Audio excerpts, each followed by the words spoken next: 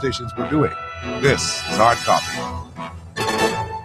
I was thinking that maybe asking the Igler for all of their machine was probably a little too much, eh? Well, I thought so. Yeah, but you was gonna be right there present early if he'd say, yeah, eh? Well, anyhow, what you think about this? Having control of the TV remote. Did you say ask him for control of the TV remote? I did.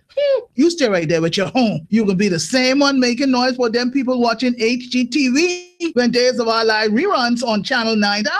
That's true. Just think, if we have control of the remote, we could watch anything we want to watch. And if we have reserved seating, we could watch it in comfort. Reserve seating? That's something else I want to ask him about. You can't reserve no seat in them Superwash. Well, I was thinking about them seats. I was thinking about lazy boys. Now you're talking, because if we is the Superwash queens, we need to be on our throne. Hold on. I don't think nobody in Superwash wants to see you on your throne. Superwash, they wash your brushes and cleans you 24/7.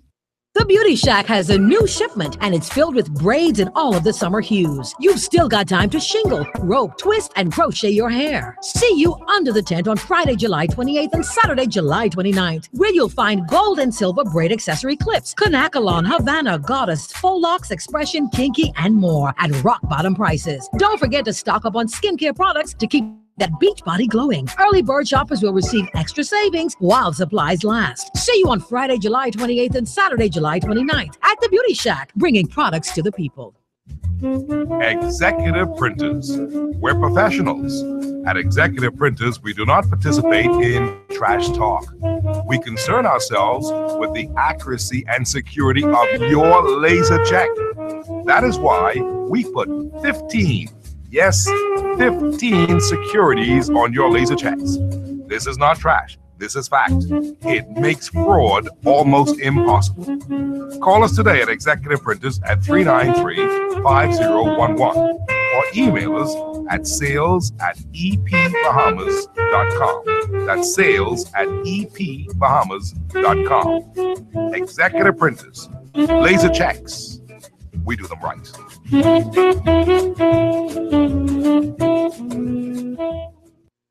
It was an easy choice going back to water and sewage because when I was on the well, water smells, the pressure was always low for the water and sewage, and we had a quality water, and also the pressure is always high.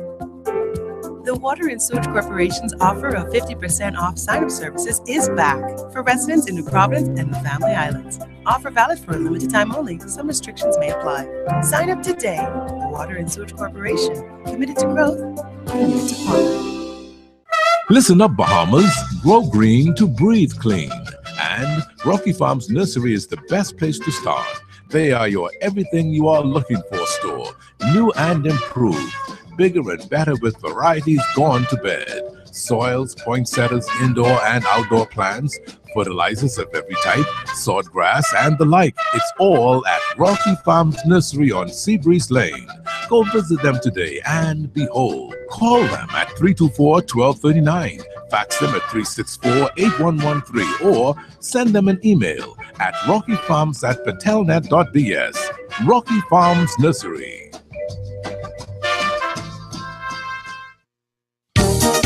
The Show Bistro, Nassau Street, is serving up a delightful food fair this Independence. Be sure to make it a special occasion during the entire month of July and feast like a proud Bahamian at the show. Boiled and stewed grouper, served with piping hot yellow grits and Johnny cake, seasoned to perfection. Signature stewed cow, succulent and delicious as only the show can do it. The Show Bistro, serving breakfast, lunch, and dinner with an Independence flair for the entire month of July. Come dine in with us and enjoy the good times. The Show Bistro, open every day including holidays from 7 a.m. until. Serving seafood and Bahamian delights galore all day only at the show. Nassau Street. Takeout orders also available. Telephone 323-4400. Why I'm bursting with pride. And now, here's a message from Bishop Neil C. Ellis. I want you to repeat after me. It is God's will for us to prosper financially. It is God's will for us to be in good health. It is God's will for our souls to prosper. Okay. God's prosperity plan for us encompasses the prospering of our soul, our spirit, and our body. When you talk about prosperity, you're not primarily talking about money, even though that is included. But when we talk about prosperity from the perspective of what God desires for our lives, we're talking about prospering in our souls, prospering in our bodies, prospering in our spirits. Get ready for the big payback. This is going to be the best 5 years that the Bahamas has ever seen. Because you know what? It ain't gonna be no nonsense.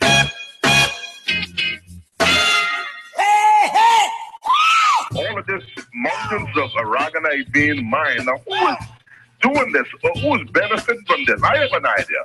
But, you know. This is the modus operandi of those who take office to condemn the your predecessor and borrow at least $500 million. Don't want me to see what you're doing to me. That's all we've said. That's what I've said over the last 20 years. Now, they bought $750 million with a B, and that in itself is unprecedented. Gotta deal with it. Gotta deal with it. In a nutshell, the Bahamas has been run and actually owned and controlled by certain families for 100 years. Nothing has changed. Political parties changed. Yes, PLP, FNM, blah, blah. But these certain families bought them all. Certainly for me, I speak critically because I believe this country can do much better. Don't do me no done favor. I don't know karate, but I know Karaza. Yes, we do. Get ready for the big payback.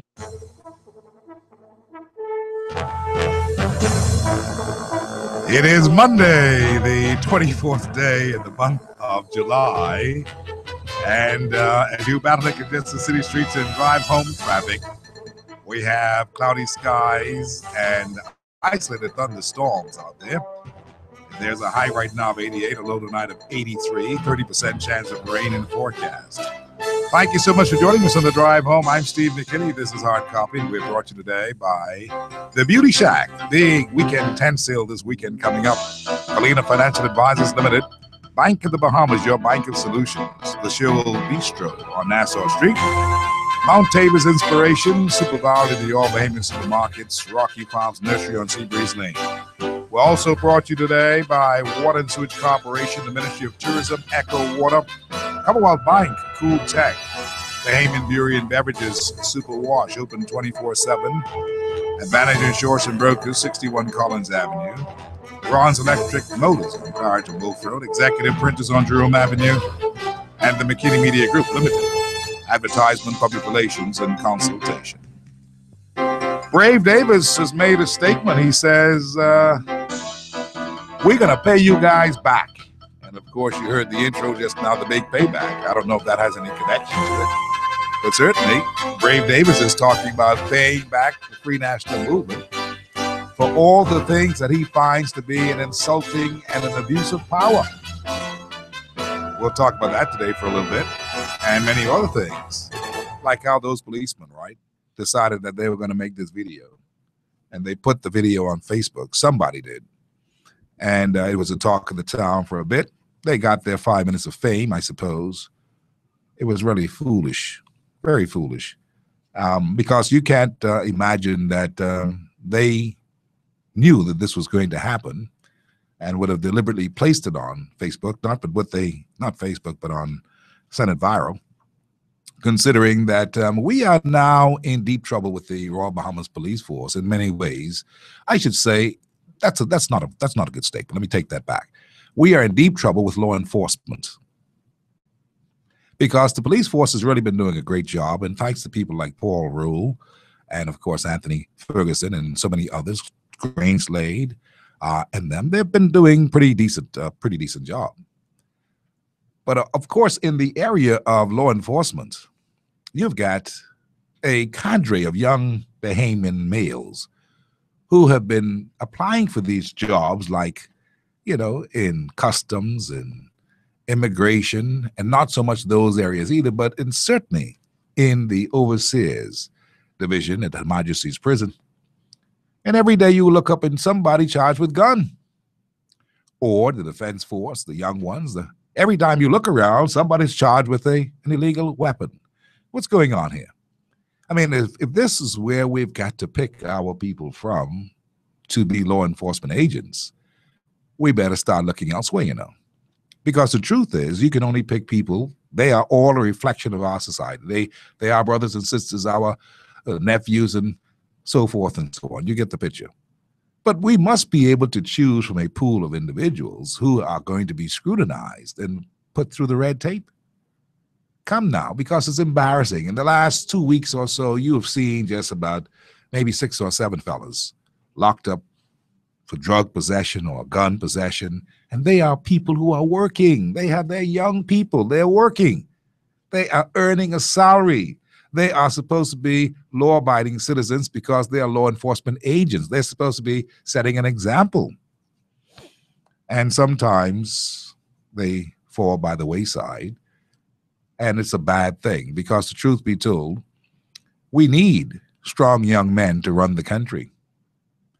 When you get at my age bracket, you start to ask yourself the question, well, who can take over? Because if everybody is becoming ruined by some drug interdiction kind of thing, some illegal firearms possession, and they're building up police records and the rest of it, I mean, what's gonna happen? I say that today as a matter of just trying to put that in your heads, because against this entire backdrop, my friends, on this Monday, against this entire backdrop, we've got young people who are going to, notwithstanding that they have jobs, secure jobs, decent jobs, jobs of authority, that they're going to be driving around based upon the video that we saw, drinking on the job, carousing and carrying on. Now, we're hoping that that was just all fake and that ain't happened, but we know better. In fact, the results have already been shown to us because the Greenslade, Mr. Greenslade, has suspended both those officers who were allegedly in this thing. And you have to say it that way. I know it sounds clumsy, but you see the pictures and you say, you better still say allegedly, because we're not so sure if these pictures are real or these pictures are fake, or when these pictures happen, or what were the circumstances.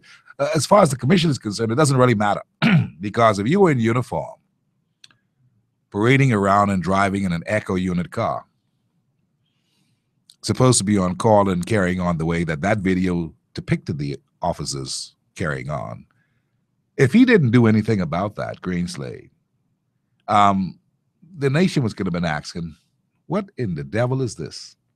So they forced Greenslade's hand. When I say they, the 2 officers obviously prompted him to do something, to act quickly, and he did something. And it was a good move that he did. And I suppose the chips fall where they may, and they'll ask questions later. It's the same theory that the policemen have, you know. You see a fella running towards you with a gun, you shoot, and you ask questions later. Well, he saw these policemen doing some things that were damning, and he decided to bam, and then he says, I'll ask you some questions later. And that's unfortunate because, you know, we believe that these are good officers, the rest of it.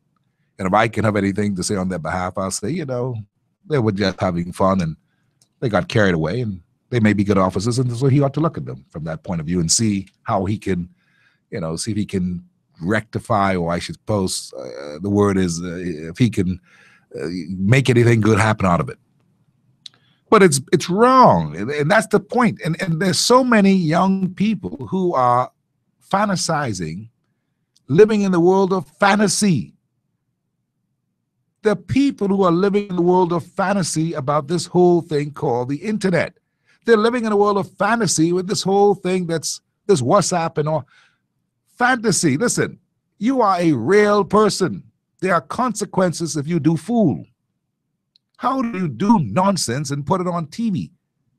In essence, how do you do it? I mean, do you expect to get away with that?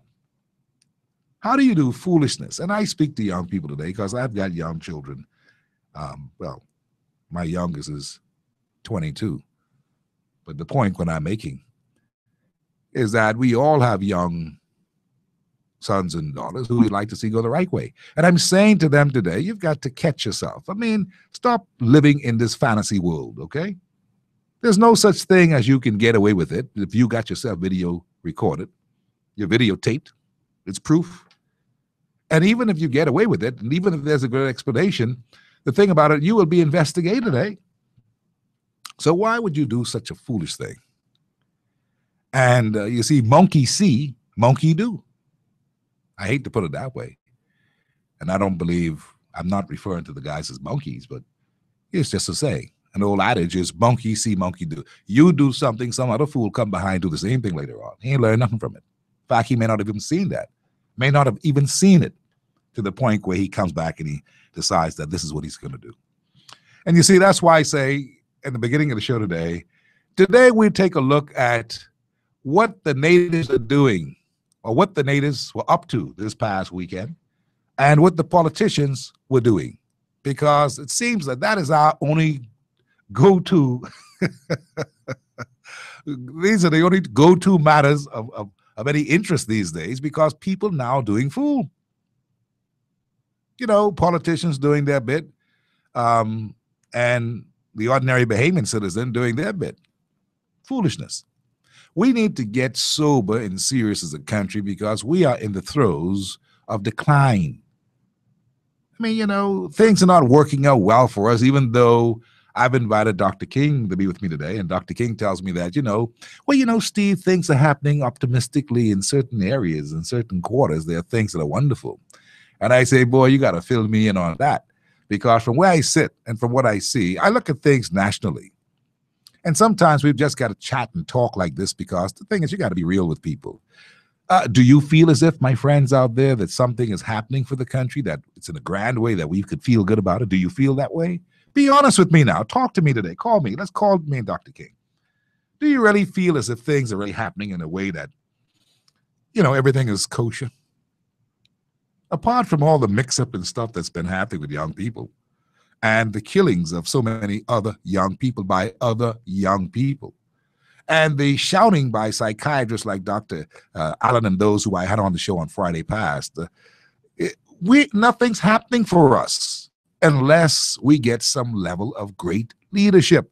We need to be inspired. I think we need to be inspired. I think somehow we are off track and we are stale. I talked to some women today, moving about, and they put it to me, so Steve, what's happening that's good? What good you could tell us today? And I'm saying, I really want to tell you something good, but I can't lie. I can't make believe. I can't have a fantasy like some fellas who decide to put themselves on TV, the videotape, carrying on. I got to tell you the truth. And that in itself, my friends, is a task, because telling the people the truth about things is an ugly thing sometimes. There's nothing really happening. You look at the newspapers, you see stuff in the newspapers that it's just a leftover from last week. We saw that there was some who did the so-called bank lien bop last week, Ken Dorset, and of course also, what's his name again? Frank Smith. We saw that. And we saw all the other stuff that went with it. Now we come into Monday after the weekend, and we see that the PLP promises payback, because Davis, the deputy leader of the PLP, is saying that so there's a day of reckoning coming for all the abuses. Now, I don't know what Mr. Davis is talking about with abuses, because as far as I'm concerned and as far as I'm aware, the law is taking its course on issues that have been put to the public, that we all were witnesses to. Every Bahamian has been a witness to all the misfeasance and the mismanagement of this country in the last 5 years. I think all of us are witnesses to it. We may not be witnesses on the docket, but we are certainly witnesses to it. We lived it. We experienced it. And he's now talking about abuses that have taken and a day of reckoning to happen because of these abuses, is what Mr. Davis is saying on a Monday in our country. I know that he may be lost for some words to say, because it's quite embarrassing that members of his party are being targeted and investigated and charged before the courts and arraigned before the courts. And I don't like it either. But, you know, it's not going to suffice to say that these are abuses, because the truth be told, Menace and them may be the governing party as it is right now, but Menace and them are outside the precincts of the Royal Bahamas Police Force in them doing their jobs, the Royal Bahamas Police Force, that is. They are picking up people who they believe that they should question.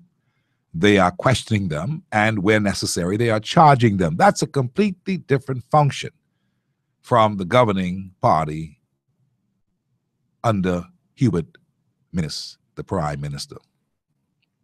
Let's be fair about it. So sometimes we can get things all the propaganda, and sometimes we can believe our own propaganda because it sounds all good and political. But you see, the die has been cast. What has happened here is that Bradley Roberts, who's the chairman of the PLP, even though some other PLPs don't want him there no more, Bradley Roberts has been fanning this particular viewpoint that there's a witch hunt going on. And he's been fanning this viewpoint of this witch hunt being that of political expediency, that it's all political, and that Menace and those are behind a witch hunt. So Mr. Brave Davis has now played into that same narrative, and he, even though he's a very, very qualified lawyer who understands a lot of things and is a very, very good businessman, I understand him to be, he comes back and he talks about there will be a day of reckoning for the abuses. What abuses is he talking about? Were any of those politicians beaten? Were they beaten in police custody? Not that we know of. Were they arraigned before the court and weren't supposed to be there? Not that we know about. They were asked questions based on their answers and the questions that they were asked. They ended up going before the courts and being charged in some things, in some cases. Only 2 of them so far. But this seems to be a kind of a viewpoint that Mr. Davis is now putting out there, because he's beginning to try to involve the rest of the Bahamian public in this kind of thinking that Menace them out to get them, that the F&M is out to get them. Which used to say, if you ain't do nothing, don't fear nothing. But can we say that is a good yardstick to measure the former government by? If you ain't do nothing, you shouldn't fear nothing. Is that a good yardstick? Because you see why I'm saying that is, you see, it's collective government. It's selected. It's selected governance in the country, and they're all and sundry a part of the same. And so if one did something, it may have, you know, transferred into 1 or 2 or 3 more, because of the fact that, you know, governance is what it is. There's collective is what I want to say, not selective, collective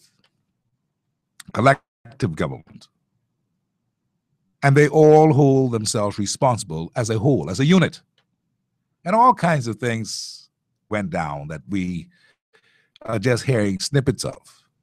But it's the job of the police, based upon any complaints that may have come from high officers or even parliamentary or permanent secretaries in these different ministries.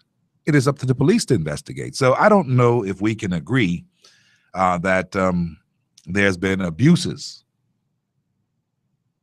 That's why I asked, were these guys beaten?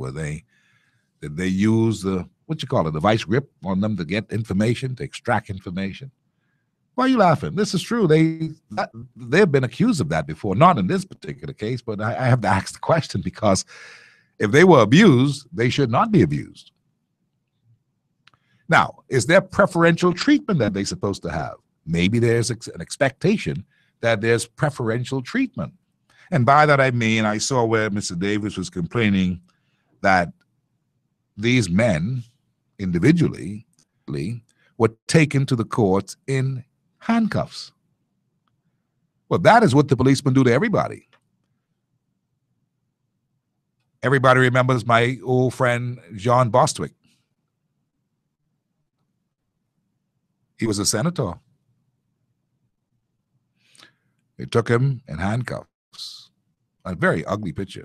I didn't like it. That's why I say I know what Brave is talking about. I understand that. It's the emotional side of the whole matter. But, you know, the policemen, they have a particular regime that they put out there. They do what they're supposed to do. That's what they do. And there's another old saying that my mother used to say to me. She says, you know, jail made for man, not for dog. Not that she glorified going to jail, but the point is, you know, jail is made for man, not for dog. So he has not been brought down to a level where it's condescending. They just put him in handcuffs because that is their procedure. Mind you, I believe that they ought to take a look at that procedure. But you see, what is also happening here, and we must be real about it, they're also doing things for the satisfaction and the non-scrutiny and the non-criticism from the general public. Because you see, I told you a story a couple of weeks ago. The fellow on Paradise Island shot a flare gun at a plane in the air coming to land on Paradise Island. He shot the flare gun. It was a German guy. And wealthy. Nothing happened to him. The fella in Baintown, literally in Baintown, Finlayson Street somewhere, found a rusty flare gun. I thought it was so interesting that it happened, and the Lord had it fixed just like that. The fella found a flare gun. It was so rusty. If you touch it too, all the rust would come on your hand. It couldn't fire, was no good. The fella had pick up the flare gun, put it in his waist, play like he's mad. He got a gun. Foolish. Hear that word again, young people? The police run up on him, arrested him, hauled him before the courts in handcuffs, charge him. You can check the record. I don't talk fool. Charge him, and he went to jail for a rusty, good-for-nothing flare gun, all mash up and stuff that the fool gonna pick up and put in his waist. Now, I was telling you the tale of two cities. Different strokes for different folks. I'm into attitudes today, you see. I'm on a roll here. And so the fellow on Paradise Island, he get off. He went to court, but ain't nothing happened. The fellow in Baintown went to jail for a flare gun. One shot the flare gun at the plane. You need to understand this. This is an offense. This is a serious thing. Go check the record if you think I'm talking fool. Nothing happened to him. Within that same week, this little kid from Baintown. So sometimes you see the police, they do things because they've been constantly scrutinized, castigated, and excoriated for not using common sense. You can do the goose saying, how that saying go? What is good for the goose is good for the gander. So one ain't better than the other. One may have money, but the laws, the justice is blind. You need to deal with them how you deal with them all the time. And so this is a lesson today on this Monday that we share with you because Brave Davis, who is a responsible politician and a former deputy leader of the country, is talking about abuses. That can spiral out of control because I'm asking questions now. I mean, how were these guys abused? Is the system abused? Was he talking about the system? Are we abusing the system? Is the new government abusing the system of how things are supposed to go? And as I look at my scorecard here, I take note to all of them so far from what I know, from what I see. You see? So these are the politicians. We have to look and now see what the politicians are doing from this past weekend. And Brave is the politician that's come out talking about abuses. And then we look at the natives, our young people, what they're doing. They seem to be restless and they can't get enough of that collect. They drive in the police car and collect. They filming their stuff and they're collecting. They ain't answering no phone. Not today. Not this walkie-talkie. It's unfortunate. I pray for both the brothers. I hope that things work out for them. But we look at it as a foolish thing. Is the thing that Brave Davis saying, is that also foolish? Because the truth be told, the law is taking its course, and we have to wait and see. As my good friend Dr. Abby Jackson always tells me, Steve, you got to wait and see what's going to happen before you open your mouth. And so maybe that's good advice for Brave Davis, because the truth be told, I don't know what he's talking about, but it's big payback. That's even threatening. You're a senior politician now. Come on, you've got to, catch yourself. You got to catch yourself. All of us make these mistakes, and we all have to catch ourselves at times. And so that's why this sober conversation here for this minute on the show, because the truth be told, we need to feel good about some things. My other colleagues told me early in this week and last week that there is no feel-good factor. When there's no feel-good factor, then they just become restless. They look for mischief to get into. What's that term? The devil, idle hands is the what? The work of the devils. The devil's workshop. All of these old adages, we come from that premise today. In other words, the devil will find something for you to do. Since you ain't got to come here, let me give you some mischief stuff to do. Them two policemen, mischief. See the point? The people who are around the place shooting gun, killing people, mischief. And even some politicians figure that the Monday morning headlines could be nice and pretty if we say there's going to be a devil for these abuses, when in fact it's the policemen who are doing their job. You can't be talking like that to the police, because that seems to be, you don't call it a resisting arrest. That seems to be inciting something, and no politician is above the law. And I think that Mr. Davis should very well be aware of that. You can't be saying anything. See the point? But that's what the headlines say this morning. And the PLP promises payback. Now, everybody then know that most people are saying later for them. Ain't nothing happened for them no more. Some people even write them off and say that they will become extinct. Some people have written me and said, Steve, for all intents and purposes, the PLP is dead. A guy texted that to me yesterday. This is based upon a show I did earlier in the week. So when he said he promises payback, what does that mean? I only bring these up today, friends, because we are in a place where nothing's happening. Now, I want to turn my attention today to Dr. Kevin King, my good friend, and one of those who I believe have a whole lot to contribute to the country, and find out from him where the happening spots is, because, I want to find out who feeling good about a lot of things in the country, because I need to know, because I want to get involved. I want to feel good about some things. Do you want to feel good about some things, friends? I want to feel good about some. As I look in my glass of reality, there's nothing much to call mama about on the phone and say, hey, your mama there? Say, no, she ain't there. Say, anyhow, when you see her, tell her I ain't coming home no more. Because I feel good out here. But there's no feel-good fact out here.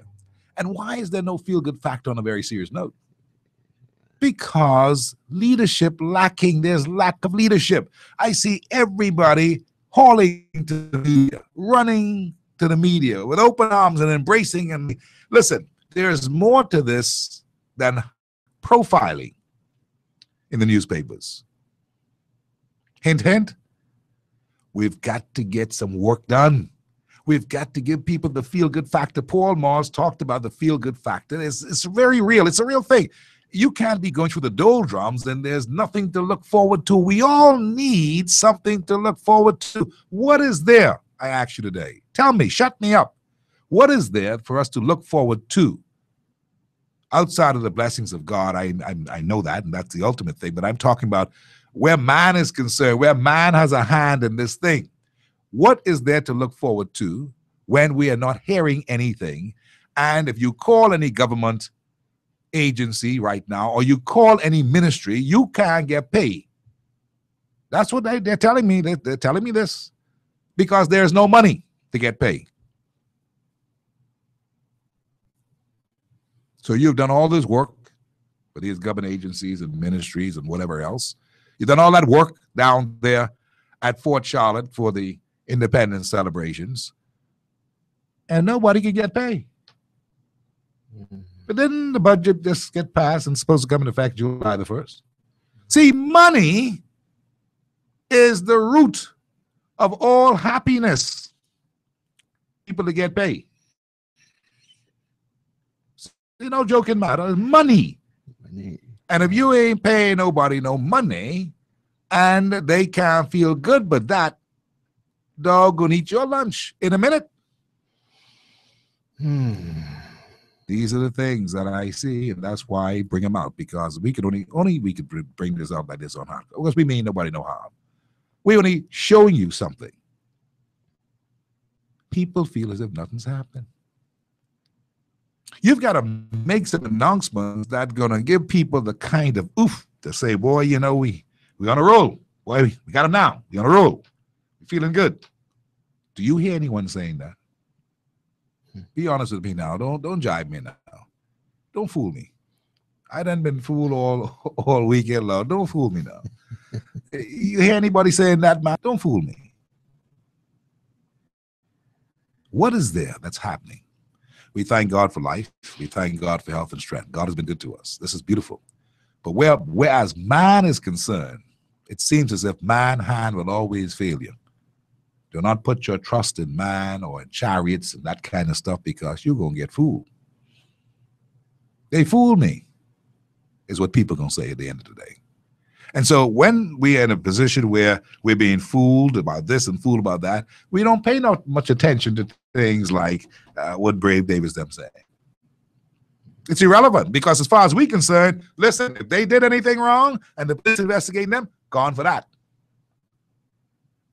It is what it is. Those are the words of Christy. He likes to say that.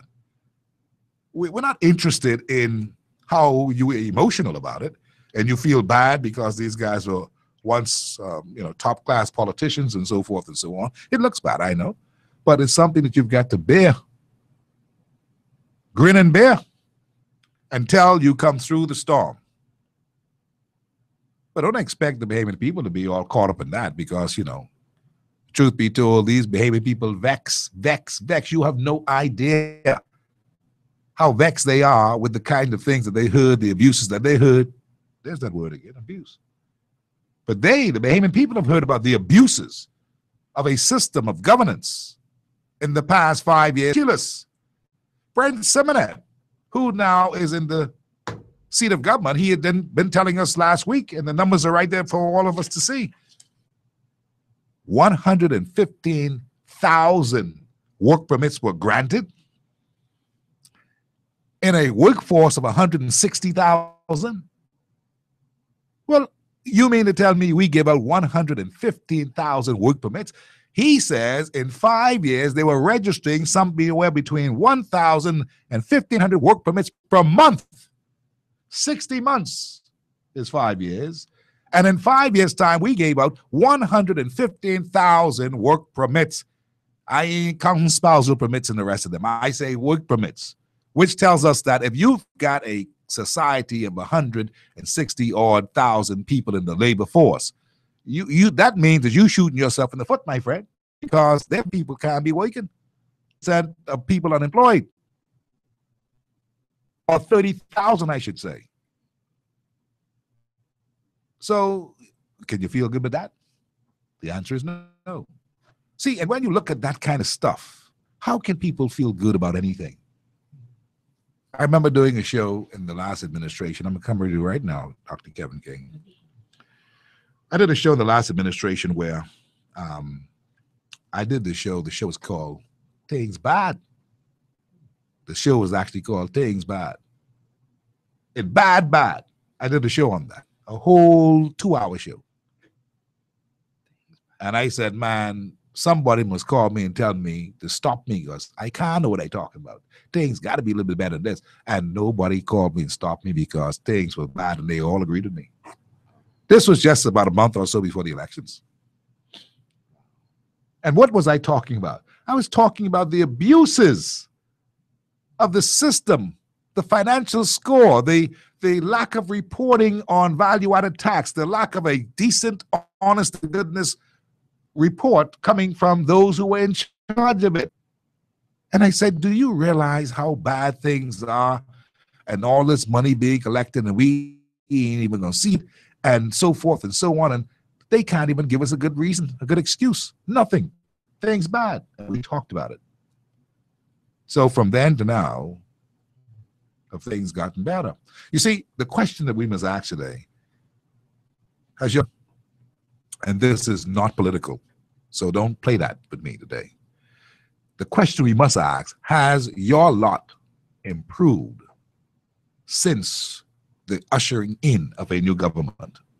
And yes, the next thing people say, yeah, you got to give them a chance. And that is true. And we are giving them all the chance they need. No question about it. You have to give them a chance. But you see, the reality of things is this, that if your lot hasn't changed and you still ain't getting no break from the things that plagued you, that value-added tax that plagued you, there was no repealing of it. The reality is there ain't going to be no repealing of it, which means that you still paying and must pay. So what is your reality, Dr. Kevin King? Your reality has got to be that, boy, things ain't good. Things bad. You see the point? See, I'm a realist. I mean, let's just be real about this thing now.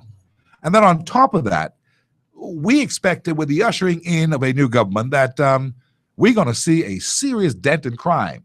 Mind you, I like what Marvin is doing. He's bringing out the forces. They're doing some things. They're saturating the streets. This is good. But is it on the same, is it equal to that of saturation patrol, what Christie did? Did you ever think of that? See, we bring the policemen out and we're saturating the streets and we are all over the place. And this is good because we need to feel a bit of relief. And I applaud Marvin Dames and the commission and all those for that. But does it amount to the same nonsense of saturation patrol in a particular hotspot area? You see, these are the things that it's the reality of it. You've got to look at it and search through it and say, now, wait a second. What are we doing here? And what are we doing with this particular situation? And that's why I'm saying, how is it for you in your neck of the woods? You see, maybe if you send a message that you ain't feeling nothing yet, and you expect to feel some stuff by now, maybe this will be the thing to help the government get the lead out, because there must be a feel-good factor. That's just life.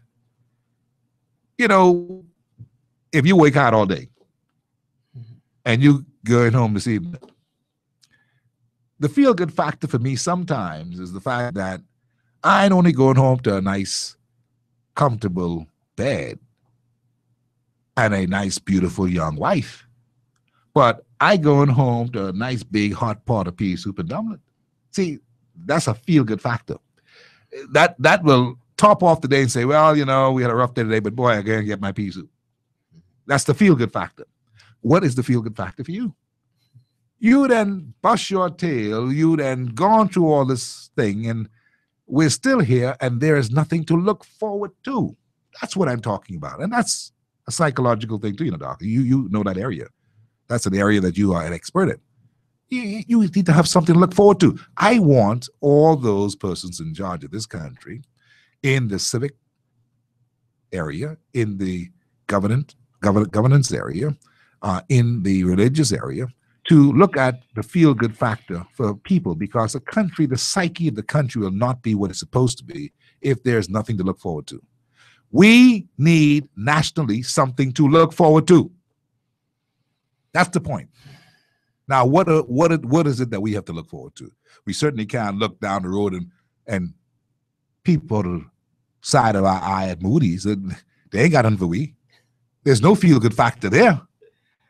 We can't put all our eggs in one basket and say, boy, we rolling now, Bahama got it. Listen, can we? You see the point? We can say that, boy, suddenly someone waved the magic wand and we've got jobs coming out of all over the place. We can't say, boy, we got foreign direct investment happening in such a way that there are jobs everywhere. Everybody feels fat as a lark. So I'm only saying these things to say to you that we need a feel-good factor. Now, who can help we with a feel-good factor? We look to the government for everything I know, and sometimes the government must be the ones to lead and start the ball rolling. We need a feel-good factor. That's what we really need. That would be a shot in the arm. Do you think that my brothers and sisters in Grand Bahama feel good? They need a feel-good factor. They're bad. They need a feel-good factor. And that's why I'm saying today, all this talk, this diatribe, this dribble. Why are you laughing? That brave them talking. This is nonsense. Really, it is. Can you give us a feel-good factor? Can somebody say to us now, look, we hear what y'all say. We can't give you much because they accuse us of thieving money, but we ain't thieving no money. But here's what we can say. Man, we sorry about all that. We sorry. Please forgive us. Please have mercy upon us. Don't judge all of we like that. Forgive us. We sorry. We really sorry. Whatever we can do to make it up, just say. But Brave Davis wouldn't say that. He talking about abuses. I mean, if you just apologize to the Bahamian people, that may be sufficient of a feel-good factor for us to say, boy, they apologize. Now, you know, it's up to we to forgive them, forget about it, and move on. But there's no apology. Notwithstanding that their own individuals within that party tell them, look here, we need to repent and seek penance. They say, sit down and shut up. Then they told Bradley Roberts, the owner in the circle, they told, Mr. Roberts, you are embarrassing the Bahamian people. Somebody texted me and said, Mr. Roberts is just embarrassing me as a young person. I just wish that he would stop. Phil Kalanis wrote in the newspaper, you're an embarrassment. Please sit down and shut up and stop talking. And by the way, he says, resign forthwith. I mean, you know, but only them ain't get this memo. Phil Kalanis, you got to do a better job. You need now not put your headline in the column story. You need to get the headline, your headline for your column, in the masthead. Because ain't nobody checking for we. They ain't checking for what you say. They ain't checking what Renard Rigby say. They ain't checking for what Cooper say or anybody else. They running on their own groove. So there's no healing. That's what I'm saying. The bottom line is that there's no healing. We can move on. As far as Minister are concerned, the truth be told, Dr. Minnis and his group, the governing party, they need to get some things happening. I cannot tell you any more in no more simple terms. They need to get some things happening. How do they get some things happening? They've got to show signs that they're doing some things. Either it's bringing in more foreign investment, appealing to them, going on trips to get them here. They've got to try to talk to the private sector and stimulate the economy. They've got to give some breaks on some things in different areas for people who are in business so that they can hire some more people. You got to start doing something. It is not all about accusing them fellas, them Egyptians that we will see them no more. We heard you. It is true. It looked as if they didn't work a fart. But the truth be told, you need to be doing some other things simultaneously to motivate the Bahamian people. You have to. You got to find ways and means to do it. You've got to go and bring some new people in the circle and, go about and find ways. There are many young people with ideas, all kinds of things. We could do all kinds of things to help make things happen. But we got to begin the process. Because if you don't do it, the people start to wonder and say, I don't know, don't look like nothing happened here. And we need something to happen dead bad. So I only say those things, friends, and I took up a lot of time saying it. It's a whole hour, but sometimes it's worth doing that. The truth be told, sometimes I just feel like saying some things to you because it will at least make you think. We off page, And no matter how much I try to solicit the information from Bahamian people, sometimes they're so out of it because of all the pressure, the real life things, the things that matter.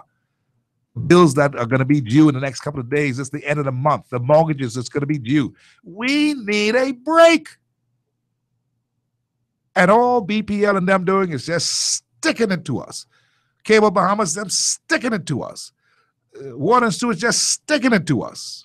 And we ain't got no jobs. You see what I'm saying? So this is woe is me time. End of the month.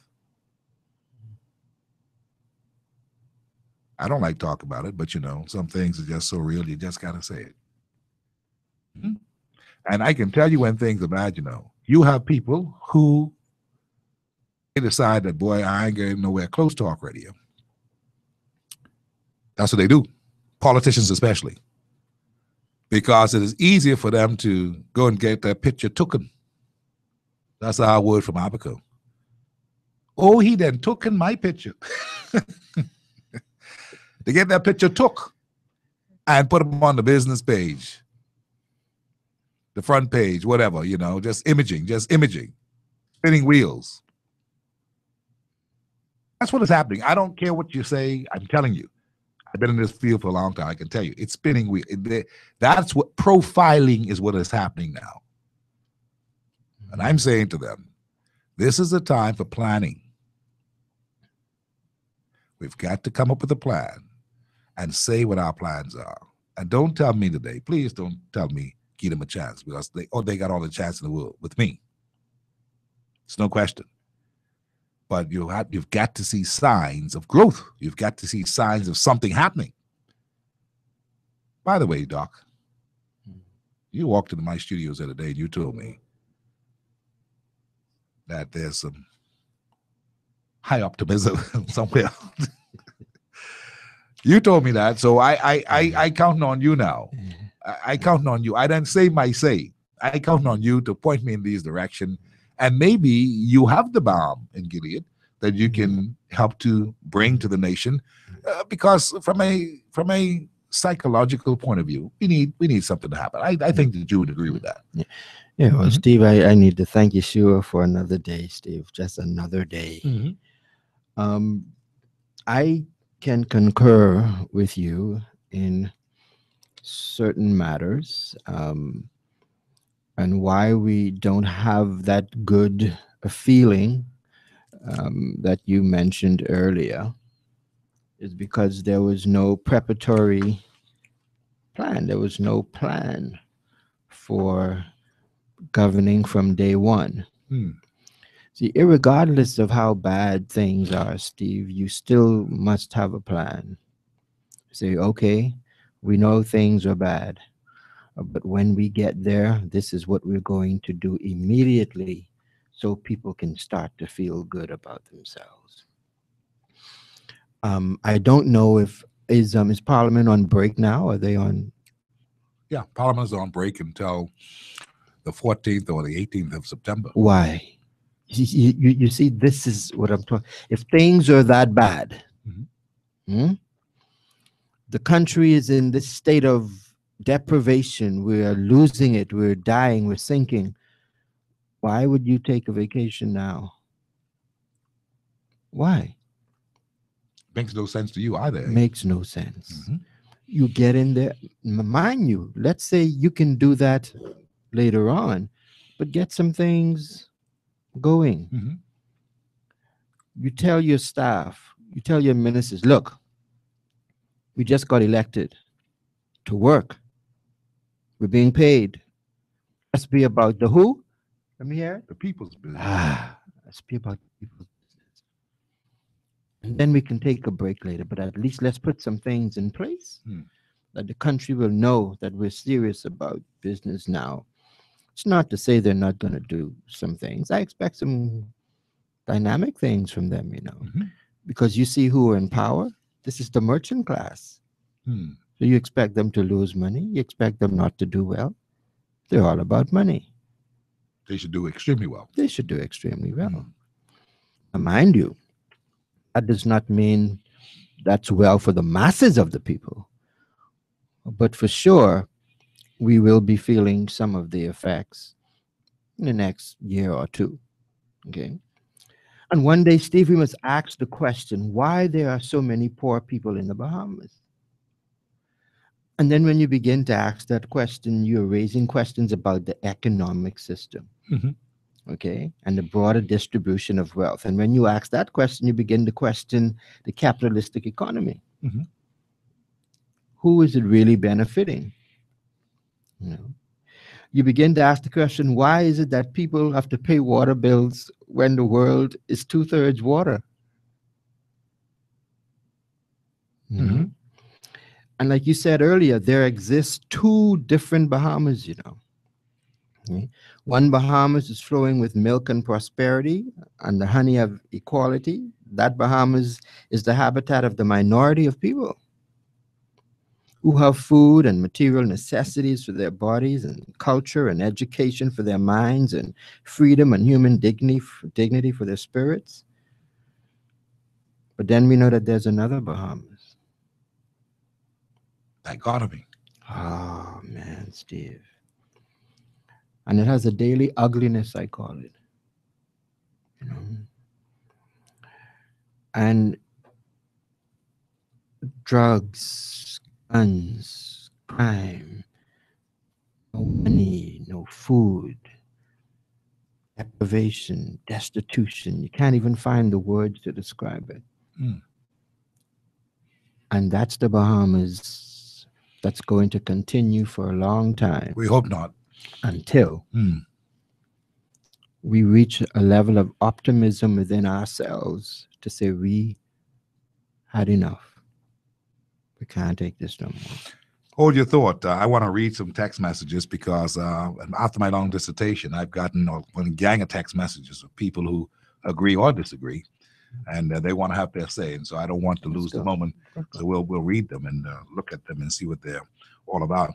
This person says, "Good evening, Mr. McKinney. I'm listening to you, and I'm shuddering. Our country is in serious trouble for a long time. We cover up too much. Our leaders came from among the people. The people are mentally depraved. They refuse to copy good behavior, only bad ones. I'm ashamed of Brave Davis' outcry. The president of the government should hold their feet high, should hold their heads high and go about the people's business. Brave, too, like the rest of them, should be investigated. The F&M, though, is moving too slow. And I say, go faster. That's what this person says. Says the F&M government needs to go after the money borrowed from the Bank of the Bahamas. Some of that money can be NIB money. I don't think Brave Davis understand that no one is above the law. The Bahamian people need to learn to do things for themselves, clean their own neighborhoods, remove their own cars, take care of their children, discipline their children, educating themselves and their children. God is not coming to the Bahamas to do it. And this I agree with. And nobody has talked today about the Bahamian people are not to get involved and make some magic for themselves. You're right. The Bahamian people should keep this place clean. It's filthy. That's something that we have control of. We can do better. And I talked about that last night on The Last Word. But the feel-good factor doesn't come inside here from what he's saying, because there are certain things that must be done by those who are in leadership of the country. Yeah. And it starts there. This person here says, "Good day, Steve. Can Brave Davis please go on the record and defend these police officers whose offenses are minuscule in comparison to that of the MP Dorset, the Senator Smith? I guess he has no time for them. but those police officers let the chips fall where they may. So there are people who are commenting about what we talked about this past week. The natives who are restless, and even though they're law enforcement agents, and then there are the politicians who are saying all these other things about abuses. Quite an interesting situation. This person says, the FNM abuse system, the FNM abuse the system, but the PLP abused public money, allegedly, is what this person is saying. Hi, Steve. Is the PLP culture to overlook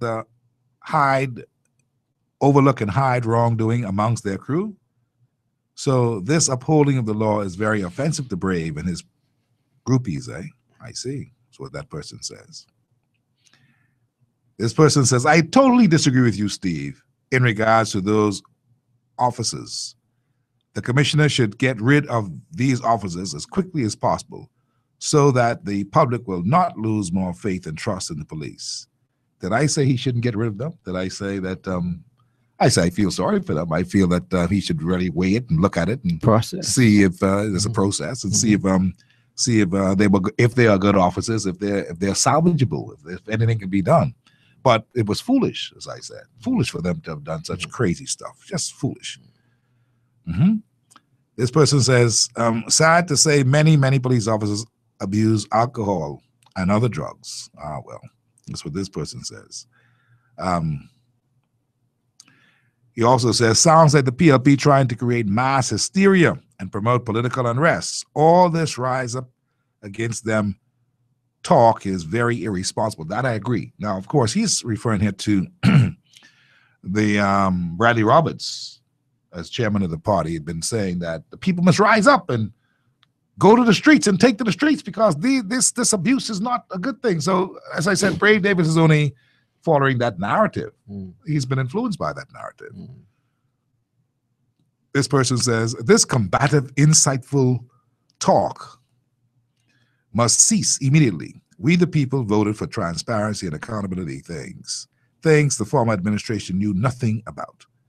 Sad to say, many police officers abuse alcohol and other drugs. He went on to talk about those things. But this is what it's all about. People are looking at it. And here's one that says this. This is it. Steve, stop whining. I feel good that 2 former MPs have been arrested and more to come. Jumpstart the economy. Fire BPL. Hook up the FPP. There will immediately be jumpstart to cash flow the economy by reduction in electricity bills by 50%. Well, I don't know where he's from, and stop whining. The point is, I suppose we are whining. We are lamenting the fact that that's the proper word. There is no lamenting. You know, there's no feel good. And maybe this person here should text me again and tell me how he feels about this whole matter. Where's the feel good factor? And I'm not blaming anyone in particular about the feel good factor. I'm saying that we can help to feel good by keeping the environment clean, because I sure don't like to see nasty people. And I passed up by Porter Ski Dock yesterday, and I'm telling you, this is unbelievable. But there's more to it than just that. There are people who don't have, who can't get. And we need leadership at the forefront to make sure that some things happen. And governments are the ones who can spur on any kind of growth in any area. No, they can't do everything, but they can sure get some things started to give the incentives in certain business situations and all of that to get something going. You got to start to get this fire going. That's the point. And so I'm happy to see the response of the people on this matter, because sometimes lamenting, or as the gentleman say, whining seems to be like, I complaining when there's nothing to complain about. Lamenting the situation tells you that, maybe we can do better. It will suggest to you that maybe there's some other things that we can do to get things moving. You see the point? So go ahead. So they're coming back in September. That's after school is open? Yeah, that's around the 14th. The school can be opening around the 14th. School got to be opening around the 4th or somewhere around there, maybe around the 8th, the latest. But the government comes back for parliament. and a lot of people may have missed this. You see, when we talked about it earlier, people thought that this was a criticism and a criticism to the detriment of the new government. It's a criticism that's a constructive criticism when it was said. And Bradley Roberts, too, was a part of saying this by saying, look, you can't just run off for vacation, though we know that everybody's tired from the hard-fought election and so forth and so on. But you've got to set an agenda so that by the time you come back, your agenda is so steeped and ready to just, you're marinated. You watch the cooking channel, right? You see how they put the meat in the grind and they marinate it and, and it's all ready to cook. When you go in there to put it, it's ready, it tastes good and ready to cook, that kind of thing. Well, that's what has to happen. But there was no agenda that was set for the parliament. This is the parliamentary agenda for the session that's coming up. They may be doing that now, but at the time that they'd left, there was not an agenda set. And so in the minds of those who are politically, well-to-do or being mischievous, they saw that as a way of exploiting that. And Roberts came out and said it. He said it was in the papers. You're all supposed to be doing this, that next thing, and y'all ain't doing it, y'all didn't run off on vacation. And that got into people's head. And the perception of that is not a good perception. But, that has been weeks ago, and nothing has happened yet to show, except that we see Dwayne signs in the papers every day. The Guardian and the business page and on the front page and on the middle page and every day. See, it has to have meaning. People ain't fooled. Now, you all believe that people fool, then you all fool. People aren't fooled. They can see. There has to be tangible evidence, empirical evidence of we can see where we're going. I want someone to tell me if they can see where we're going so that I can feel the same thing. I want to feel good too, So let me understand what you're saying then. There's only been directives from a few of the ministries, health, education, and tourism. That's it. That's all you've heard from. Which other one? Marvin Dames is national security. And national security. Yeah. So we've seen a lot of that. Those 4 pillars, and basically that's it. We've seen a lot of talking. Yes, talking heads we call it in media, but tangibles with the talking heads does not exist. You see, there are complaints and there are questions being asked, and they have a right to do that. But we need to have pertinent information that's coming across saying that, but this is how we're going to remedy this. This is how we're going to remedy that.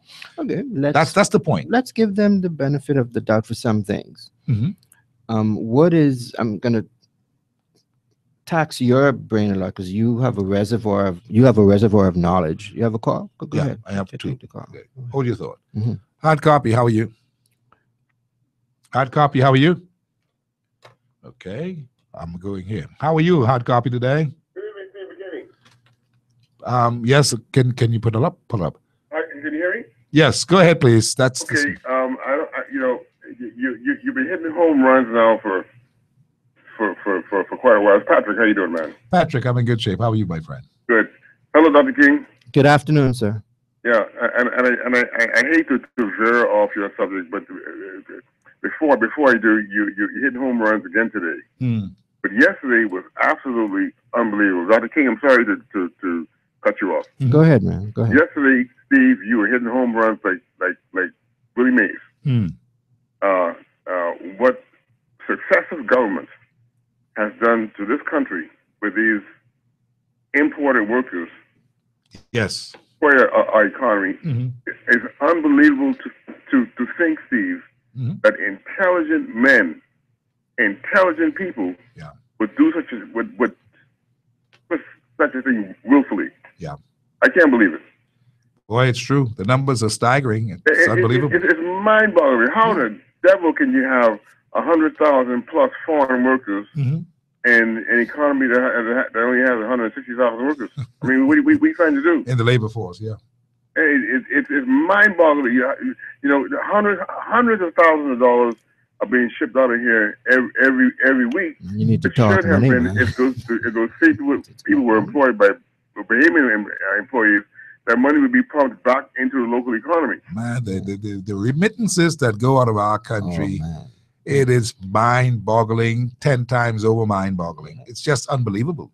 Yeah, but well, no wonder the banks are closing because of the volume isn't there anymore. The volume isn't there. They're setting it out the country. Yeah. So you know, the Bahamas, the Bahamians have been sold out by the politicians, and the politicians have destroyed our country, and it's really sad.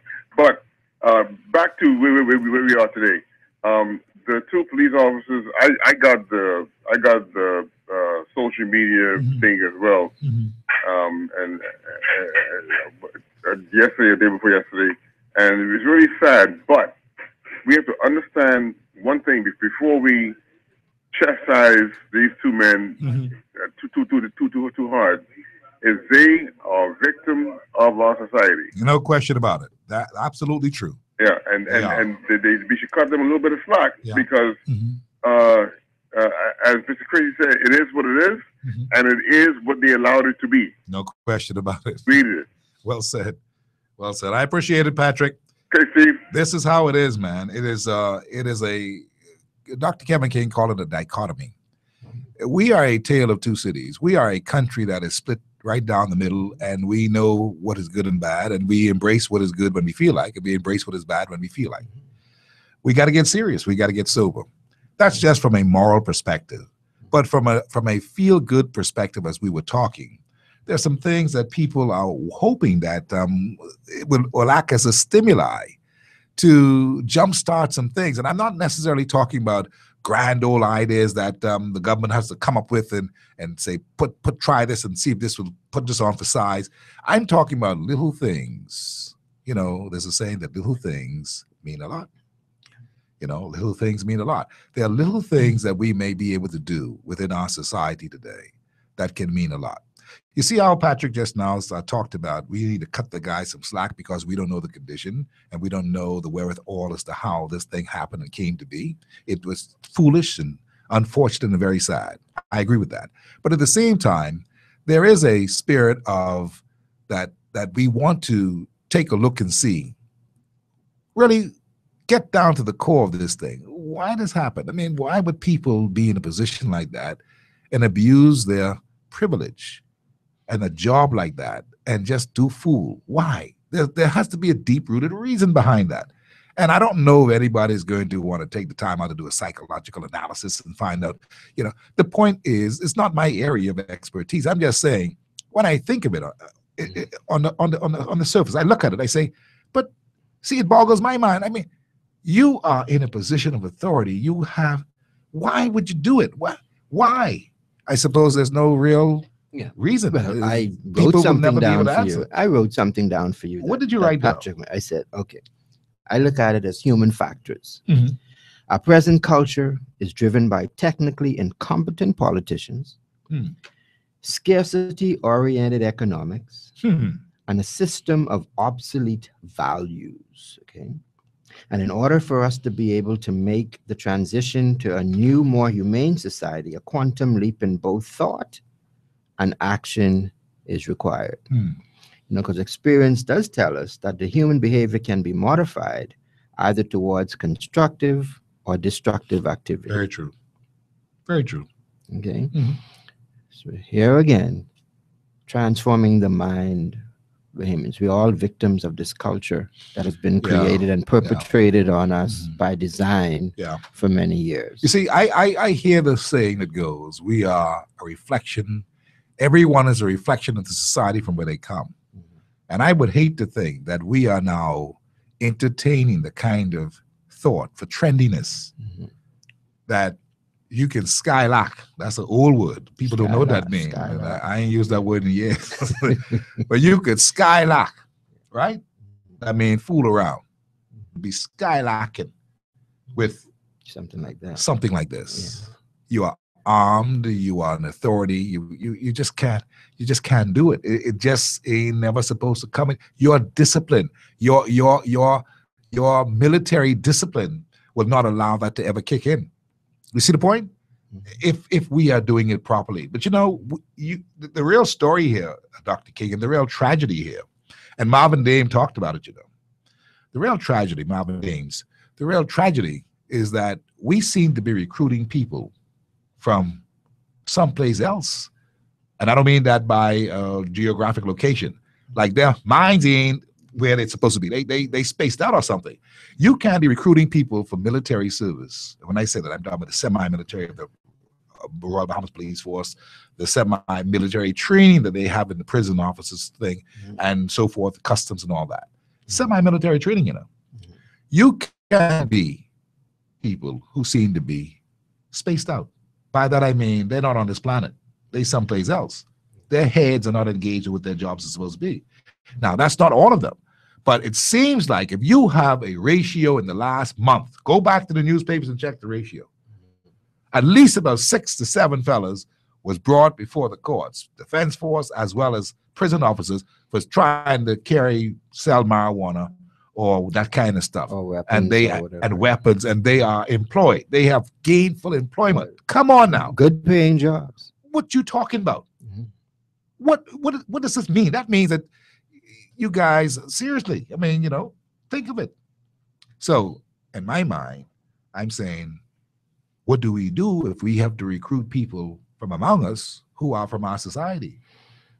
We have to pick the best of what we got, but maybe we ain't scrutinizing the best of what we got. Or maybe the best of what we got ain't really the best of what we supposed to have. And we got to find people who are sober and serious about their jobs in that particular area. You see the point?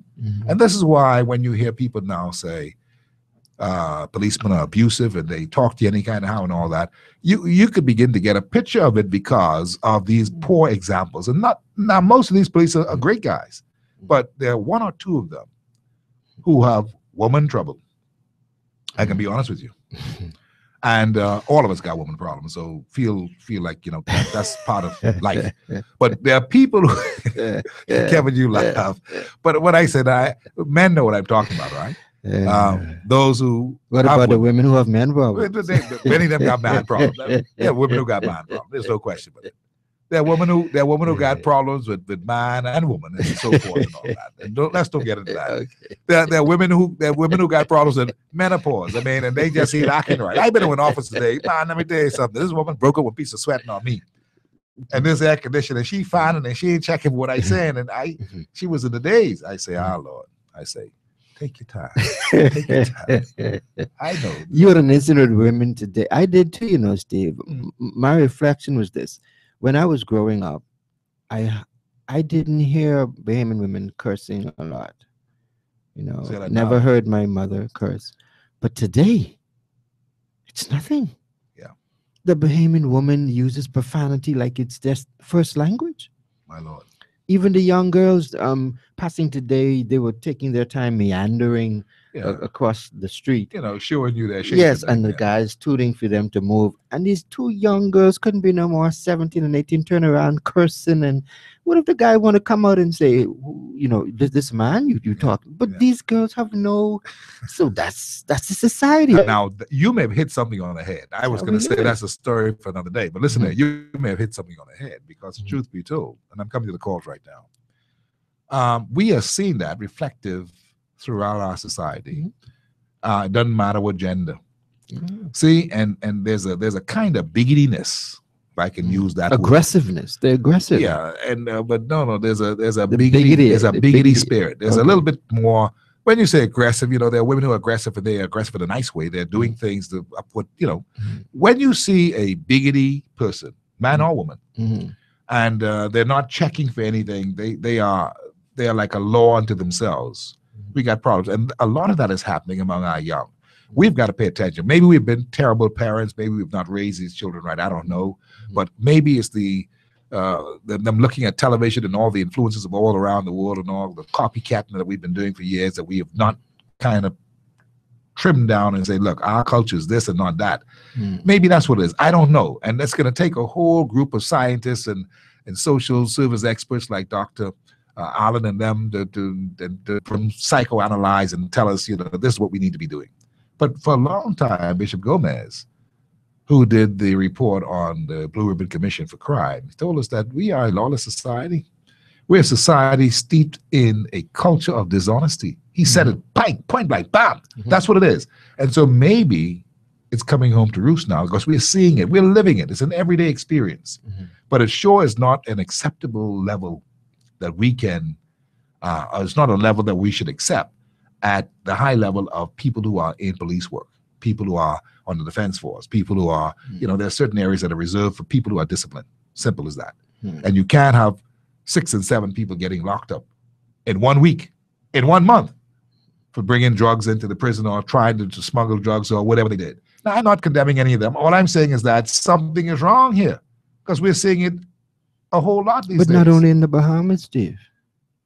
Yeah, but even though it matters here, it matters. mostly. It matters in the Bahamas. And that means even in the U.S., you have officers being arrested every day for numerous crimes, whether it be housebreaking, home invasion, embezzlement, killing, shooting. I mean, it's a culture. It's a spirit. You said that word a few minutes ago. It's a spirit. It's a spirit that is taking over, especially this place. Well, I better call on all the saints to try to get rid of that spirit. Now, which kind of saints? Because a lot of them got to do. Watch out now. Watch out. Hard Copy, how you doing today? Hard Copy, are you okay? Are you there? Okay, Dr. King messed with me today. Hard Copy, how are you? Hey, good evening, Mr. McKinney. Yes, sir. Yeah, I can tell you. Good evening to your guest. You asked a question about the feel good factor, right? Yes, sir. You could sing the song, I feel good, good, good. You better learn to sing that song for yourself because they don't feel good here. You better have that song in your heart and sing it for yourself. Listen, the reality is. Look here, I won't play that James Brown song. I feel good. Yeah, but I can't play it. What I'm saying, you better learn how to play one of them songs. Brother, it's no feel good here. We in a suppressed situation in this country, economically, and I'm not being a prophet of doom. I am just calling it as it is, Mr. Steve McKinney. I hear you, brother. And I can say the crime has increased. Right now, must see 20% since May 10th. Every other day, it's you up get by killed 2 or 3 times a day. Unfortunately, it's the fact you gotta face facts. And the simple reason the government has not said anything in their government in their budget to or even the speech from the throne to deal with capital punishment, which has nothing to do with a deterrent. That's a punishment for the crime of murder. And that's what is necessary, Mr. McKinney. And for that to happen, they gotta stop playing politics. PLP and FNM get from behind this waste of the waste lie and make some amendments to the law, or even if you gotta go to a referendum to cause the Bahamas Supreme Court to be the top court in the land to effectively execute capital punishment. Otherwise, the vigilante killings will continue and more and more and more. Is his name reconciled? Mr. McKinney, what I'm saying, there is no feel good in the plantation of the Bahamas. Unfortunately, successive governments has used the small man as political pawns. And why I say that? They use them to get votes to win elections. Some say, well, this one said it's the people's time, but we know that what's in the small man who vote for them, because everything they say, they ain't do nothing yet to fulfill the small man mandate in terms of repealing what. And the former governor, PRP, said Bahamians only, and that never happened. So what it is, it's a game they played, a political game, using the people to get in power and doing as they like. The foreigners who are making a killing off our natural resources, all of our raganite or whatever there is down there, fishing, they coming, even the people on the yachts coming and fishing with impunity, breaking every law, selling our fish, catching and selling ourselves, market, making great profit. So what I'm saying, we need a government who will be for the people indeed and in truth, because it's not happening in the plantation of the Bahamas, Mr. McKinney. I hear you, brother. So what I'm saying is that, all right, I saw the story in the Punch this morning about the situation in Bahama. And some people say, well, oh, that's the punch out of Believer. But the punch is more accurate than the Tribune and the Guardian put together. But I'm saying, what they say, if it ain't true, they ain't far from the truth. And most of what they say, I don't say they don't be all sometimes, because, yeah, they be. But most of the time, their stories are accurate and right on the money. And the Chinese plot to ruin tourism and blackmail government. When you see a government, and all governments, PLP and FNM is guilty of this, negotiating from a point, weakness. The Chinese, who are master negotiators, will take advantage of that. These are jokey fellas, guys, that they negotiating. They can't negotiate. Hire people and find people who can negotiate and talk to these people. Otherwise, we can lose this country. So they need to come with the facts of truly what's going on with Bahama, unseal what need to be unsealed, and stop playing games. You ask them a question, they're doing the same thing the PLP do, hiding and ducking and shunning. I'm tired of this damn foolishness. Have a good day. All right. I'm gonna challenge your mind. I want you to think about after Hutchinson, when Powell came to Grand Bahama, what happened? First, they started with the container port. Then they bought the hotels, built their own hotels, and Grand Bahama was no more. They had a plan. Well, you know, Reconciler, I'm going to nominate Reconciler to be a part of the team that's going to negotiate to make sure that them fellas don't pull them kind of tricks on us. Because one thing you did say that's correct, in the previous administration, we saw a lot of maneuvering happening, and we saw a lot of people being outmaneuvered. And we always keep them on the tail end of it, and we never got anything good that happened in it. We saw that with Allison and Outram, Bethel, and all those people who were pretty much asleep at the wheel during the negotiation with the people from Bahama. We do need a breakthrough on some things. There are some elements of truth of what the Reconciler talked about just now. That's in the headline in the Punch, Ivan's newspaper this morning, because Ivan would be talking to the source. See, a lot of people don't understand a lot of things. Sometimes when you see things there in that Punch and it comes with as bold as it did, he's a fellow that talks to the source of things. I know that for a fact. So something is happening out there that we should pay attention to. But you see, like everything else, we put on blinders. We're not interested in certain things because we won't want to believe that can't be so. Can't be so. I mean, we keep saying that can't be so, but some things are happening out there that are so. No, Steve, it can't be that China comes and set up their red dots everywhere they go and set up their Buddhas and stuff. That doesn't affect the Bahamas, man. That's nothing, you know. Even though they're doing it the entire Caribbean, all through the Caribbean, and look what's happening all through the Caribbean. Crime, killing it. No, wherever they go. That can't happen to us. Yeah, you know. Who, us? No, they came in with the side how they introduced a new spirit and the spirit of the. Oh, you think that's nothing, eh? Oh, that's nothing, eh? Nothing to you. Yeah. The sun god, everywhere you go, you see them with their sun god. It's nothing there. The idols that they brought into this country, that have this country bound, even the natural resources, you think it's nothing there. These people we better wake up. Hard copy. Good afternoon, Mr. McKinney. How you doing? Hey, Spark. Hey, hope your family doing well. Thank you. They are. And Dr. King, how you doing, sir? That's Dr. King in there, right? Yes, sir. I'm good. Okay, I visited your office once or twice. Okay. See, Mr. McKinney, my comment in regards to these guys that I saw on my WhatsApp page in the patrol car with the backs giggling and carried on with bulletproof vests and stuff in the night. We have realized, Steve, that in fact, practically all of our people come from among us. They from the hood. Yeah, they are people. They are people. They be people. And most of the people that you see join government departments like police and defense force and immigration, Mr. McKinney, majority of them are people that really didn't want to go to them places, you know. Really? Those are professions that they went to because they couldn't find a job someplace else. I'm not saying all.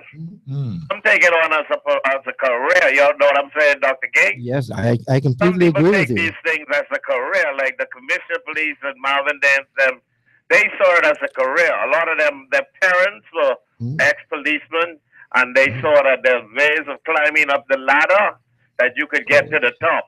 Some people just go there for a job. A job, that is correct. They could doggone run down the road 4 o'clock in the morning for 5-6 miles. they could win the Bachman of Honor and they could get a job. They got a constant government job, like most people say in the Bahamas. I want a government job. You know them jobs that you can't get fired on unless you do real stupidness or thief. So what happened now? They come from among us now. These fellas, they be home in the evening in the pubs, just like us who normally do that every day. But then when they get addicted to this stuff, and Dr. Allen will tell you that when they get addicted to this stuff during the night and they hanging out with the boys, remember, they like Guinness, they like a lick. So now when they're driving around in the night, every 15 minutes, if they got money in their pocket, they stop into one bar to pick it up with Guinness or with Strongback or with Collect. Now, they ride around in the car in the night, but there's the law. You can't tell them what to do. They're in charge. They got rum inside the car, and we know it because we be in the bar when they come in to buy. General public, you see? Now, what happens is these fellas sometimes be high on this doggone alcohol, and they beady and thing, because they from the hood just like us. But they're not supposed to be of the hood. They're supposed to be man, above. They supposed to be above that. That's where they come from. When they don't come with them, where they go. They've already done their military training. They've already gone through a very vigorous episode and the rest of it, rigorous. And the thing about but they're supposed. See, Steve, what I'm scared at, what I'm scared of, right, is the fact that at the end of the day, now the fella had a job where he could pay for your little car loan. Yeah. 2 to 1 now he can lose his job. Now, Dr. King, think about this other part now. He also had a little girlfriend he used to bring them couple dollars to every weekend when he get paid. Can't take care of her no more. Now the little girlfriend ain't getting that money no more. She got warm but fella with money. So now this fella's a trained killer on the rifle range. He know how to shoot. I know. Get mad when the woman leave him because he can't give her no money no more. Now he need money. Stop, Sparky. I get your point. Stop. I hear you.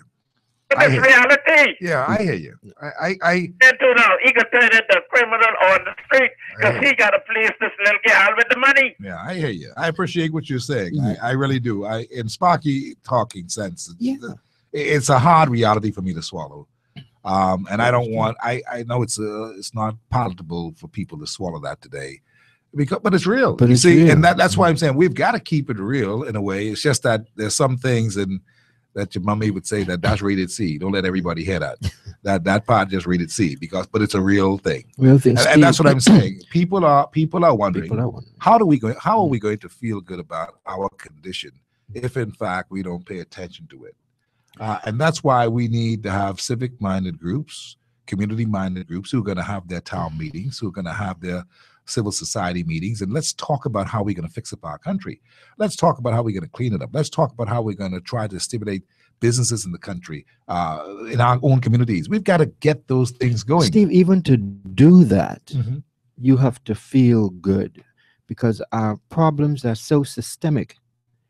And this goes to the lack of ingenuity on behalf of our leaders that have failed to be creative in job creation, economy diversification, all of this, and now this is where we're at now. Dr. King, I know you wanted to pick my brain, but I want to say this, right? What do you think is lacking as to why we have not been able yet to articulate as a government where we really want to go? And I know you told me earlier that there's got to be preparation, all that. But what do you think cannot be rocket science that we have not been able to do some things right away? See, the ceremonial things, the visitations of the hotels, and those things are ceremonial. You know, I like it. I think it's good. You know, but they don't have any. They're cosmetic. They don't have any kind of impact upon the people over the hill who ain't waking. Dr. Minnis came up with a very, very grand plan about this tax-free zone and all that. He can't implement it right now. I don't know if he can, but he may, and he's going to be speaking this week, they tell me. He's going to make an address this week, sometime on tomorrow. Is it tomorrow? Tomorrow, I think it is. Tomorrow, the 25th. Yeah. But while he can't do that, right? The thing is, he has to be able to cause people to be encouraged that better days are here right now. He has to be able to embody that right now, that better days are here, and here's why. And that can only happen for us to believe it if there are some things that the government is willing to take a backseat on, or reduce or cut or slash to stimulate some things in certain zones. Now, I know you tell me that this is the merchant class time, and so they happy and they looking to make, but it has to be more. This is a government for all of us. And we really bought into that. We believe that, at least I did, that, and I still believe it, that this is a government that's going to look out for everybody. It doesn't matter what your political stripes are, you are going to be able to have opportunities because they will create opportunities. But somehow it's got to be clearly spoken.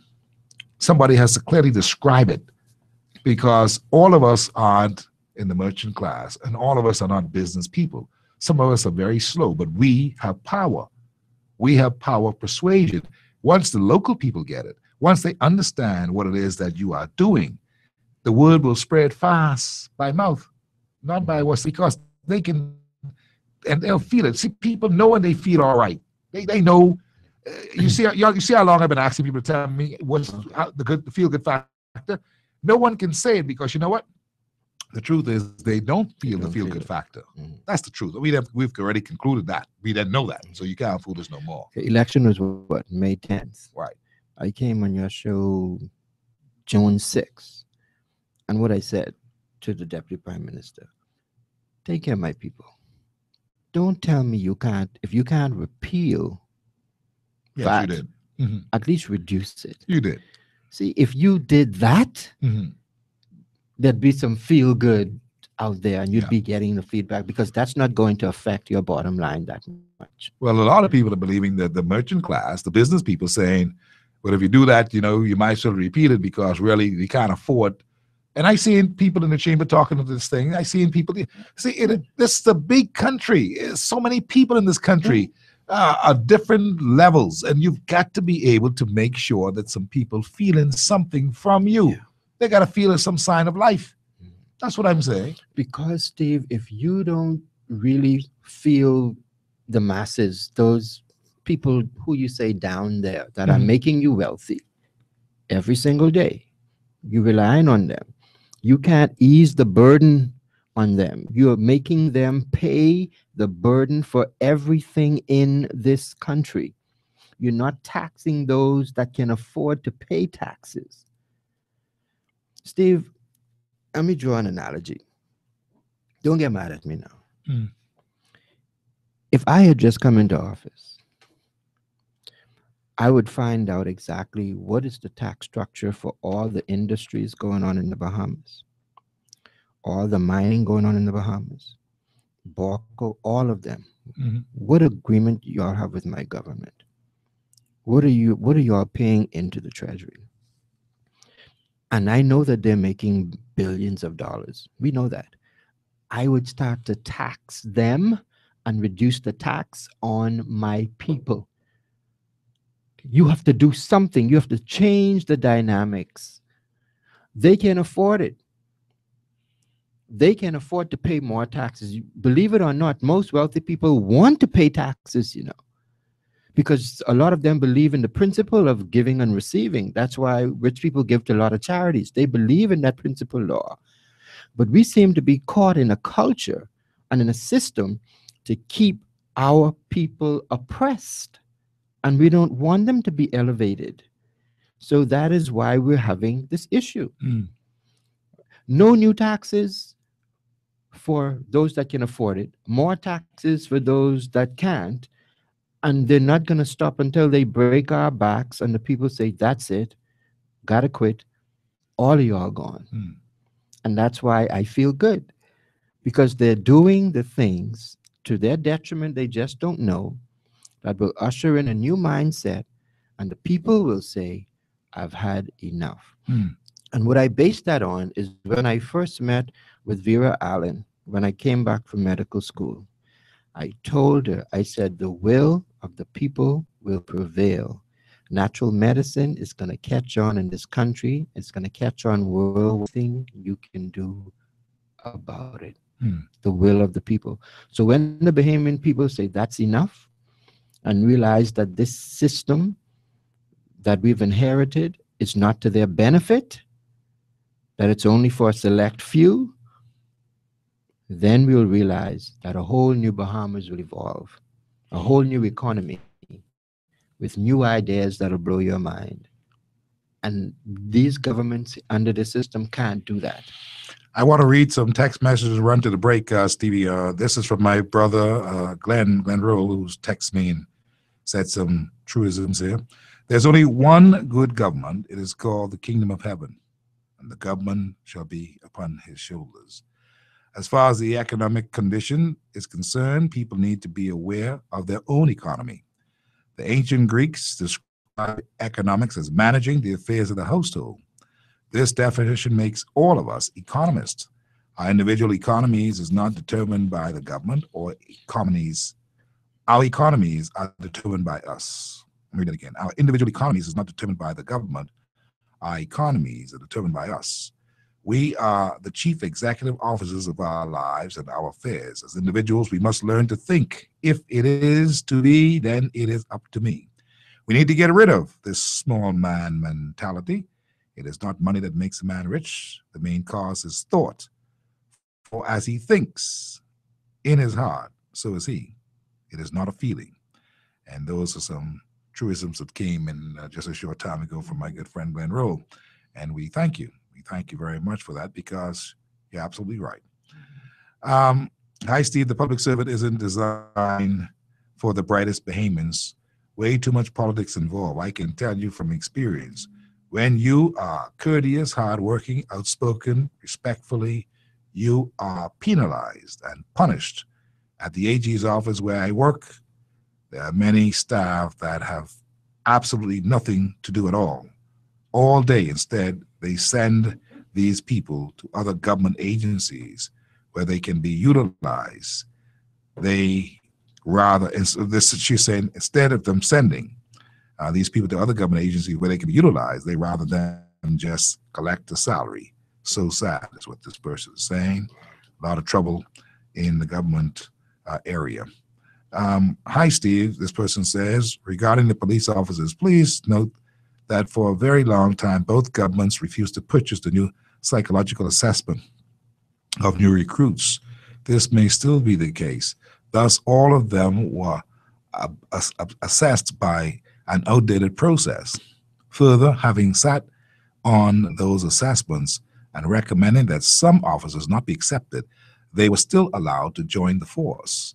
I lived to see some of them dismissed or sent to jail. We need to pray for those in authority, and we as Bahamians must be accountable first to God, respect one another, and to do our part to build our country economically, so that we will all benefit. So this person is saying that she's been there. She sat there where people have been assessed, and some have been recommended. They still take them on because, you know, it ain't who you know, it's who know you. But what I don't understand, our citizenry always talk about God, okay, no matter what, in all circumstances, but then when it's time to really put it to the test, and to talk about righteous governance and what have you, they don't want that. And that's the only thing that's going to save us is righteous government. But then they want to keep God out of it, when in fact it's because of him that we're in it, and it's only him that can get us out of it. So I don't understand. I mean, the Bahamian sometimes seems to be having internal conflicts about what they really want in the direction that they truly want to go. You understand what I'm saying, oh great one? I got you. I listen to you. I hear you. I hear you. I hear you with my whole heart. But I'm concerned that there is something that's called the feel-good factor. It's just called that in the economy. It's a feel-good factor. We don't have it right and now. All people should be looking forward to something. That's my line today. We should have something to look forward to. What are we looking forward to? What do we have to look forward to in the immediate short term? Long term, we believe that we can have a wonderful government that's going to get things corrected and measured and all that kind of thing. And I'm hoping that that will be the case. Right now, though, there's still real life. There's still realities of life. And the realities are that people need to be doing something and looking forward to something. Is it something that the government can do to jumpstart it? Maybe not. Is it something that we ourselves can do to jumpstart it? Maybe it is. What is it that can help us move along the lines of the feel-good factor from a point of view that it's all about positive growth and we can see where we're going? Sometimes it could have been a word, When you're on the campaign trail, there's something that resonates with you, that holds you, that the leader says, that grasps you, that you look forward with that anticipation and expectation. But what they did is they gave a word with the VAT, but then they took it back. Yeah. Let's run to the break. This is Hard Copy Live. And of course, when we come back, there's a little bit more that we have for you today. Dr. Kevin King is with me. You are also with me. I know that you're hearing what I'm saying. I know you're trying to figure out how you feel about a lot of things. One woman wrote me and says, I feel good because I feel good because God is my all in all and not the government. And so people are coming up with these kinds of remarks, and they're true. But at the end of the day, I said, what about man's hand, man's intervention, all this thing about feeling good in a country that needs to see growth? We are at a very, very dark place, but, well, who knows? Perhaps we'll get better quick. We'll see. This is Hard Copy. We're back after the break.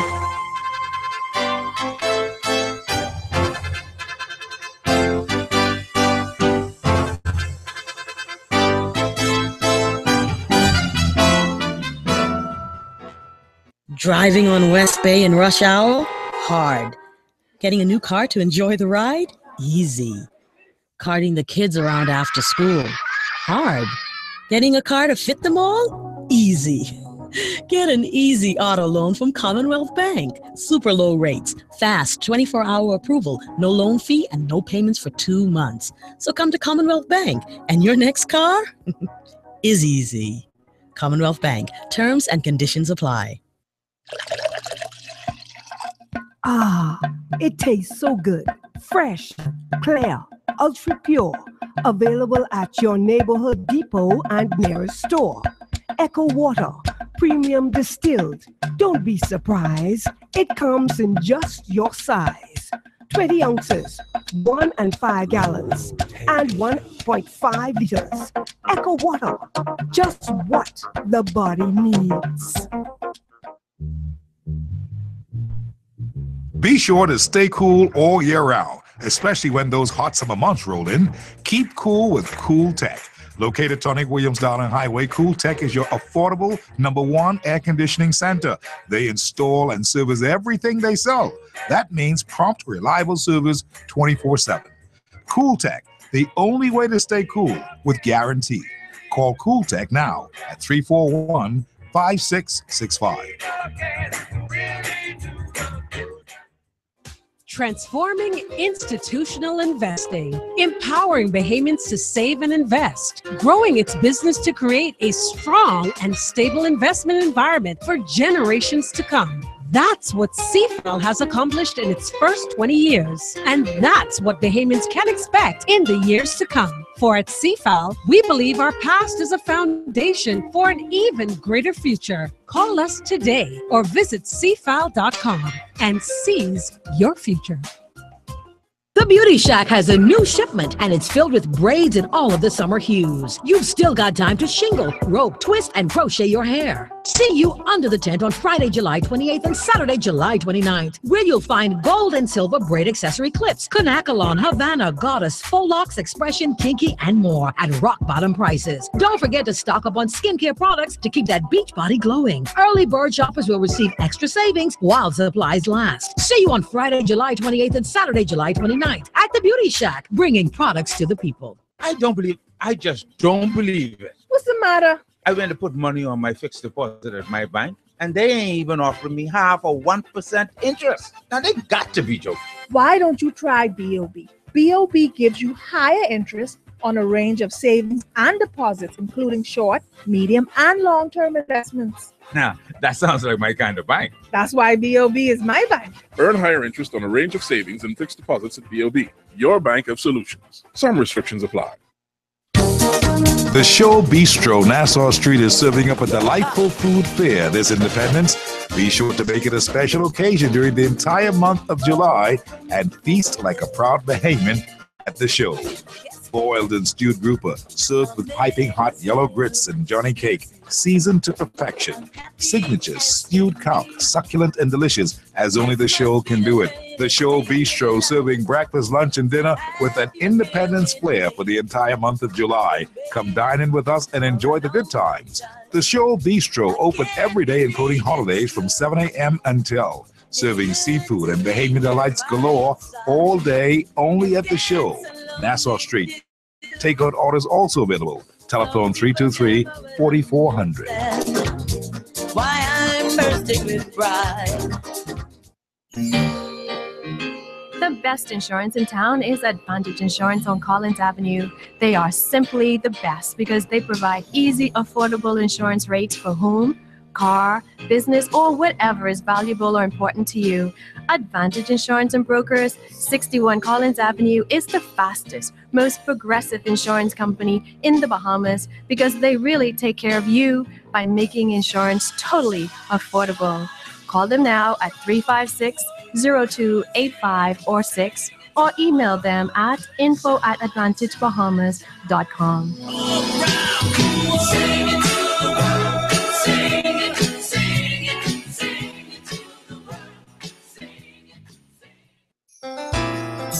Bethel Baptist Church, the Mother Church on Meeting Street, presents its annual anniversary service.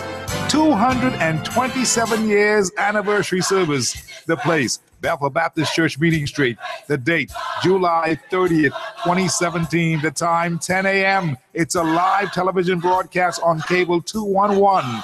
Your speaker for the day, Reverend Dr. Timothy Stewart. He's the pastor of Bethel Baptist Church, and it's going to be a whole lot of fun and a whole lot of excitement as they present their 227th anniversary service. The theme this time around, In Pursuit of Greatness. Take it from Luke 22:24-30. Special music and special performances by Bethel's Choir, Bethel's Praise Team, and Bethel's Dancers.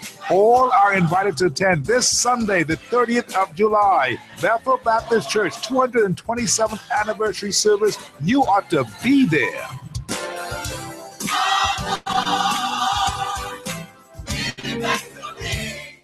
The best choice I've ever made is when I came back to the Water and Sewage Corporation. It felt like the more I shower, the more I wanted to shower. I felt like I was on top of a mountain and the pure water of the sky just flowing on your body. The Water and Sewage Corporation's offer of 50% off sign-up services is back for residents in New Providence and the Family Islands. Offer valid for a limited time only. Some restrictions may apply. Sign up today. The Water and Sewage Corporation. Committed to growth, committed to quality. This is a new Bahamas. We always been talking about the new Bahamas. We need to remove the old weapons and introduce some new innovative stuff that we can move this country forward. To answer your question, I'm in a state of confusion right now because it's almost... On my way to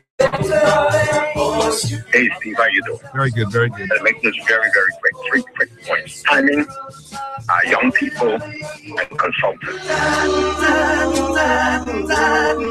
Call them, say this one say that, but you gotta wait until the next 3 months. But as the president, they can't get all of Steve. It's a challenge that what the PRB has done over the years was they brought in a lot of young people, and I think it was a massage. And right after the day, they think the Bahamian people are so stupid. This is the 21st century Bahamas. No time for you. Y'all better be working out there on this vacation. This break ain't no plastic break. But I'm talking about the regular MP who are representatives of the people. We ain't for that in the ghetto. On my way to Carolina for you. I'll find myself somewhere. For you. Distant roads are Carolina for you.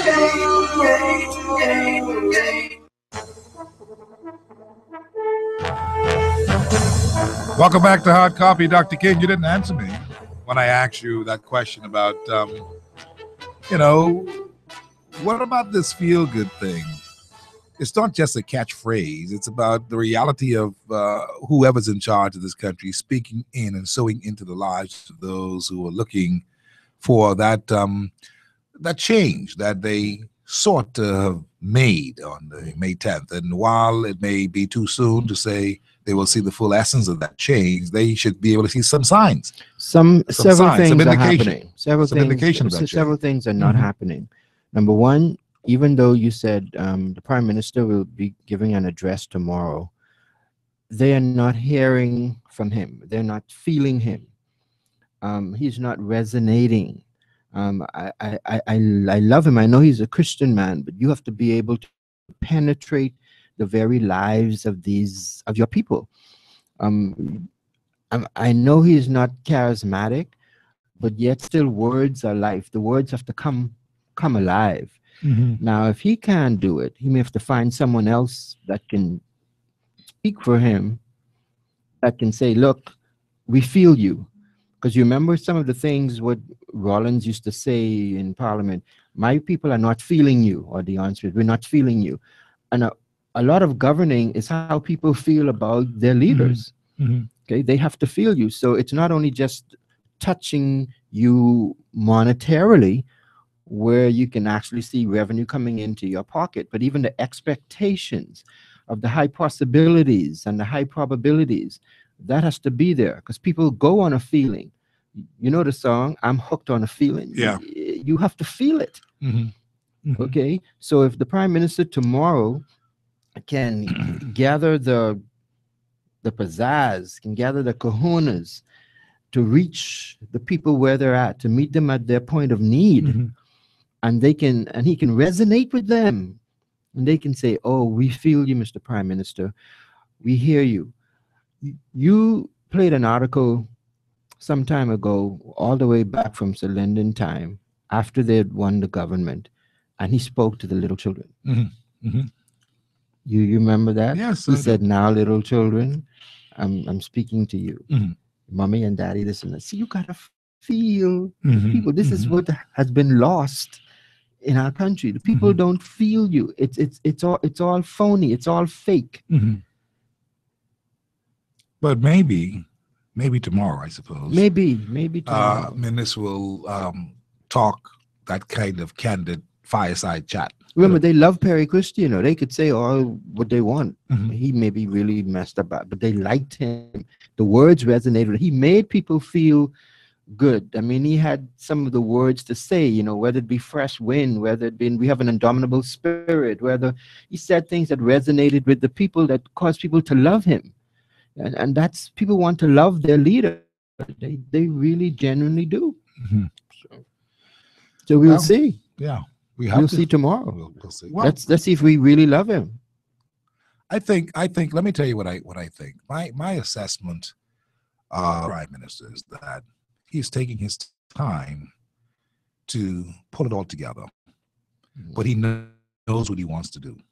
I sense that he knows exactly what he wants to do. I sense that. I sense that he wants to come to the Bahamian people with a plan of action that will give them some of the encouragement that they need to have at this time. But it is not all finished yet. In other words, he has an idea as to what he wants to do, and he has a plan of action as to how he wants to do it, how he wants to roll it out. But something has prevented him from doing it sooner. And I think that he had been making plans to do his address more sooner than later, because he's aware. See, Menace is a people's man. He knows the people on the ground. He's a junkanua. He's in the heart of these things. He understands it. And he has many friends in that business of junkanoo and elsewhere, that he's a common man, as well as he can ride at the top of those other boys. So he knows that people ain't feeling it right. He knows that. I think that he knows that. I think he's well aware of that. And I've often spoken with him, but just watching him and see that he is beginning to step to the plate on certain areas and issues tells me that he's aware that he knows he's got to pull some things together and have his ducks in a row. And so maybe by tomorrow or Wednesday, whenever it is, I think it is on tomorrow, Tuesday the 25th, I think that's the last announcement I saw, that his address may embody some of that encouragement, that soul food that we're looking for. You know, that, boy, I feel you. Don't worry, I got you. That kind of thing. That's what we need it. Because I love this prime minister. I need him to be successful so I can be successful. Yeah. We all depend on him to be successful. I need him to be successful. And to pay attention to everybody, not just that merchant class, who sometimes could overwhelm because they are powerful fellows. These are business-minded people. These are people who are, you know, so he can always sometimes be overwhelmed by a number of things that they're coming around his table with. But he's the chief, and I like the fact that he is not in any portfolio to not be distracted or to be distracted by things. He can concentrate on what y'all doing. What's your report? What's your report? And I hope that's what is happening. Hard copy, how are you? Hello? Yes, sir. Hey, good day, Mr. McKinney. Yes, sir, how are you? Good day to you guys. I mean, good evening to you guys as well. We haven't heard from you for a long time. You've been on vacation, eh? Yeah, man. So, Neil, man, I had to call you, man. I ain't called you in a long time, but I had to call you to let you know that, you know, many times you don't hear us calling, but we reach your listening, so. Understood. Yeah, you know, Mr. McKinney, you know, I always supported Dr. Menace. I support them even before I went with Wells and many of those. Yeah, went across, eh? Yeah, man, you know, there's O'Neill. I supported them from the beginning. I remember. I told them, I said, you know, don't sleep on Menace. I remember. He's winners, you know, losers, he's winners. But, you know, Mr. McKinney, what I really call for, I feel like, you know, as a young Bahamian, 24-year-old Bahamian, I think it's by time we you know, let the cap, whoever the cap is, we got to wear, you know, if you did none, you fair none. You know, we hear Mr.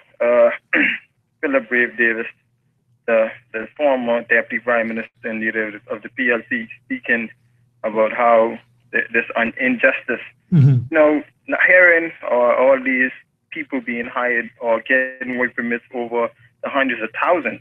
Yeah. No, it's sickening to even hear that because, you know, did you know that the custom rates were so high on rice and sugar and even the simple things that the average Bahamian could not even afford it.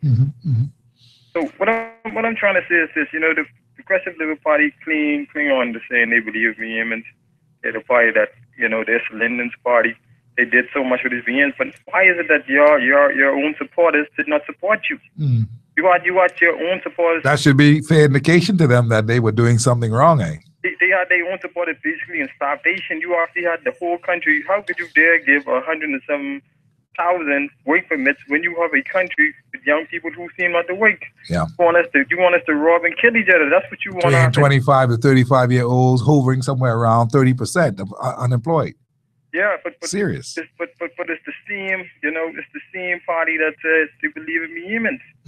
It's sickening, you know, especially when I hear Mr. Mitchell talk about becoming the masters of this country again, and in so many ways, you know, as a young Bahamian, you know, to be honest with you, I can see now why we're in this predicament we're in. I see, yeah. You can honestly see. Yeah, well, you know, Mitchell and those have had their fair run, and I don't know if people are listening to him or to any of them for that fact. But, you know, in the words of Perry Christie again, it is what it is. And sometimes when you hear a leader say it is what it is, it also indicates to you that, you know, well, we really don't care. It is what it is. So what? You know, that's the other part of it. So what? You know, it is what it is. The point is, you've got to, as a young Bahamian, you are a young man, obviously 24 years old. You've got lots of bright ideas. You are involved and engaged in the politics of this country. You've got to get really involved. You're going to have to become very involved and even become an advocate on certain things and certain issues that you believe in. And you're going to have to agitate for things to be better in certain cases and for young people to get working and have jobs and the rest of it. No, we voted for Dr. Menace to actually perform certain legislative things that we needed to fulfill our democracy. You did what? Say that again, because that's an important thing that you said. To fulfill our democracy. You voted for Dr. Menace to make sure that they can do certain legislative things so that we can get going, right? Yes, sir. Yeah, I agree with you. That a lot of people did vote for that, and that's why And we've lock got up to these corrupt see. politicians. Yeah, we've got to see the legislative agenda. And we're going to lock up these corrupt politicians. You know, I tell them one thing, you can run, but you can't hide. Yeah, well, that's true. Your day will come, just like how he said, Dr. Menace will have his day, but guess what? You will have your day as well. No question about it. Well, I appreciate it, young man. Do good, man, O'Neill. It's good to hear from you. You got to be more involved, okay? Actively involved. All right? Okay, this is what I wanted to ask you, Steve. Mm-hmm. You ready? Yes. Okay. First of all, we always say you need to look back going forward. You never forget where you come from. But what I want you to explain to me, though, when you're going forward, there's only one glass. But looking back, if you're driving, going forward, you have one glass. Mm-hmm. But as you're looking back, you have two on the side, one in the middle, and you have four. Why you have four glasses looking back and one glass going forward? Yeah, you probably need more to see where you're really going. You can't know where you're going unless you're looking back. Yeah. You have to remember where you come from. Yeah. You got to look back. You got to look back. You got to remember. You got to remember. So as I recall, all the cliches, a matter of trust. Yeah. Okay. This is a man that single-handedly destroyed the whole financial services of the Bahamas. And right after that, he came with a matter of trust. And you have this a man who said, they said a matter of trust, but all they were interested in was foreigners. So we're going to believe in Bahamians. Yeah. Okay. So all that, you got to look back now. And now, they didn't believe in Bahamians, but now it's the people's time. Yeah. Got to look back and see where we were to where we're going. Yeah. All the cliches, no new ideas, no new creativity, no diversification of the economy. We're going further and further in debt. We cannot manage 450,000 people. Serious thing. Serious thing. Serious thing. Turn down your radio then. I'm talking with you now. How you doing? Hi, Steve. How you doing? Hey, all is well. No, of course, my good friend, Dr. Kevin King. Hey, how are you, man? I'm doing great, man. Doing great. Just enjoying the conversation this evening, Steve. Just wanted to piggyback. In fact, your previous caller said something very profound that I wanted to mention. You know, my passion is entrepreneurship in this country. After having also been a small business person, you know, it is amazing. First and foremost, that we haven't heard anything pertaining to entrepreneurship in any huge state as far as the F&M government is concerned.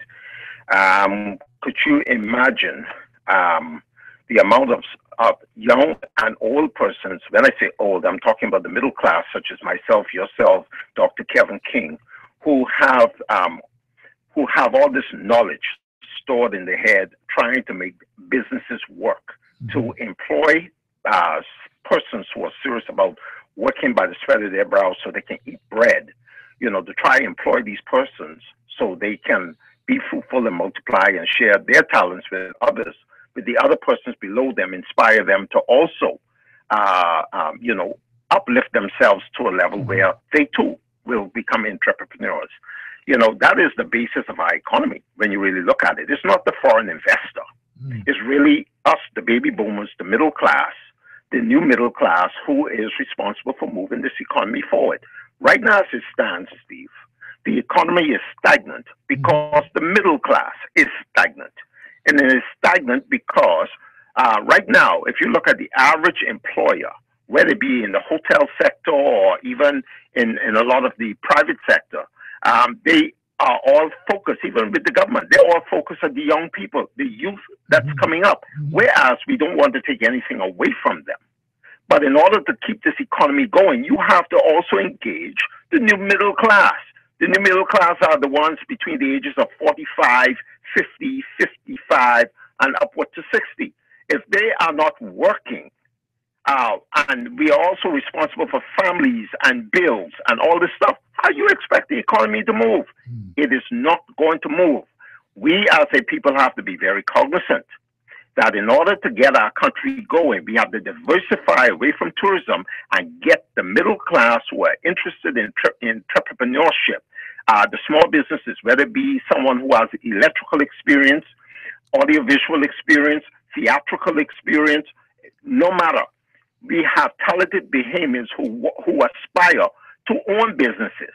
But, you know, we are basically being denied the right to own businesses, such or bring our dreams, our passions to fruition, because we're not given the opportunities. And I'll close with this.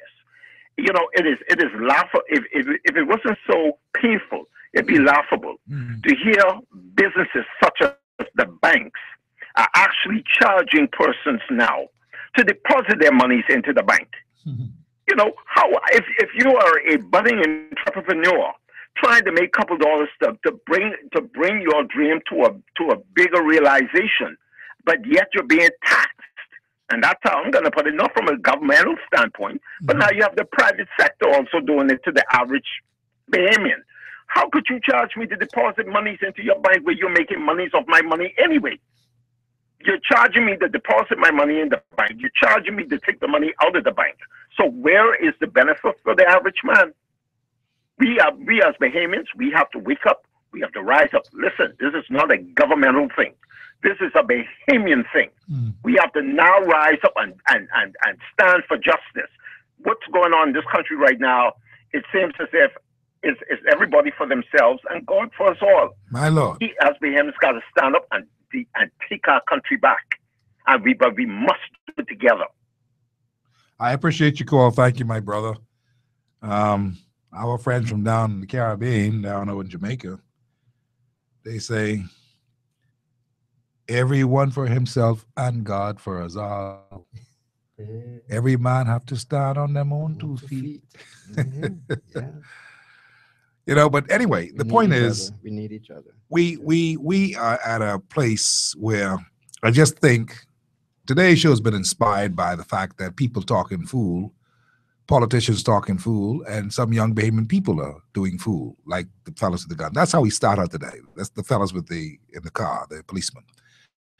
You see, talking fool is still a very serious thing. Pendleton said so. Many musicians talked about it over the years. Talking fool is a very serious thing. And when you're talking fool, you can set a country way back from talking fool. We hope to see our leaders talk sense. We hope to see our young people act with sense and do the right thing. Now, we know, like, we are part of the world, and there's a spirit upon this entire world that seems to be demonic to the point where people are doing all kinds of things. But we need to do things in our own area that is uniquely Bahamian, that is culturalized to the point where this is what we're supposed to be doing. This is how we do it. We're not going to be following all these foreign traditions and these foreign cultures, because that's what got us in the mess in the first place. We're doing all kinds of things backward, and nobody seems to be taking the time out to say, hey, let's set the record right. Let's put this thing right. No one is doing it. We talk with psychologists, we talk with philosophers, we talk with doctors, we talk with anybody who can help us to steady the country. But people are now falling off the line and basically disengaging. That's what is happening, you know. There's a great apathy in this country. And we were thinking that the surge of that May 10th election would have turned some things around quick, fast, and hurry, that we can all galvanize behind it and say, boy, we look like we're rolling. But then it fell flat to the point where we fell into the doldrums because we're not hearing anything motivating, to the point where we feel intrigued that, boy, it's coming. And that's why I say everyone needs something to look forward to. That's the truth. Everyone. It's human nature to have something to look forward to. You know? Like when I finished with this show today, the only thing I really got to look forward to right now, Dr. King, Be super. is being super Dublin with some dry coconut and if I'm lucky, if I get a piece of pigtail in there too. Me, I want grapes and yogurt, man. See, if you're looking forward to that, go for gold. You see the point? But people are really saying that, is there something to look forward to? And on a very, very serious note, there are people who are looking forward that they want a job. They want a career. They want an adventure. They want some of the small things that we take for granted. Okay. And the only way that can happen is if, in fact, they are being motivated by leadership that's saying, look, we understand, we on the case. We're doing some things. Here's what we are doing. And I believe people gravitate to that and say, hey, I feel good about that. So maybe we may not feel good today in this moment, in this instant, but maybe by tomorrow night, we may feel better based upon what we see projected in the future for this country. Here's what this person says. I so agree with Dr. King, Steve, he says. They're not hearing us or listening to us. The more things change, the more they remain the same. It's not too early to know we in trouble, Steve. Only a superficial connection is happening with the people. Yeah. It's not real. That's what this fella says. Only a superficial connection is happening. Yeah. And, you know, some people may not like that, but that's what this person says. This person says something, he's on a different run. This person then says, why should we worry about all those Chinese and all these Haitians and Jamaicans already taking over and nobody doing anything about it? Free for all. Every time we bring up illegals, they say, leave them. They look for a better way. They're looking for a better way. Well, these Chinese ain't taking over our schools, our healthcare. These Haitians have our country looking nasty. They sneak into our country, have numerous children, and reward them, and we reward them by giving them citizenship, so that one day they can vote for vote for their own, and take over the parliament. Nobody wants to talk about the illegal infestation. They just sweep it all under the rug. But we want to talk about the Chinese who came in with a passport and on a plane. And this person is angry about that, says that we ain't talking about the right stuff. Not us, but, you know, that's what the society is doing. Another one says, and I'm trying to read most of these, you see, it says, Dr. King is right on where we are as a people. We are really morally and value depraved. Parents are not taking care of their children. They are training them how to walk around various soup kitchens, attending several of them in one day. Soup kitchens is what the churches put on. Mm-hmm. The only thing that would encourage Bahamian is where the next free something coming from, this person says. Mm-hmm. Bahamians are psychologically enslaved by the PLP. They want free things, whether it's good or bad for them. We need to uplift our thoughts. Some of us can see the downfall of our country, but to no avail. In other words, people can see things happening in this free fall, and there's nothing we can do about it, is what this person is saying. This person says, Steve, I suggest that the government allocate $39 million, $1 million given to each constituency for the process of local government in New Providence can begin, so that the process of local government in New Providence can begin. There are sufficient wise people in each constituency to begin community committees to manage cleanup campaign, to spark Nassau cleanup initiatives. Let the judiciary conduct their study and do their job, Steve. Minutes have nothing to do with the recent arrests.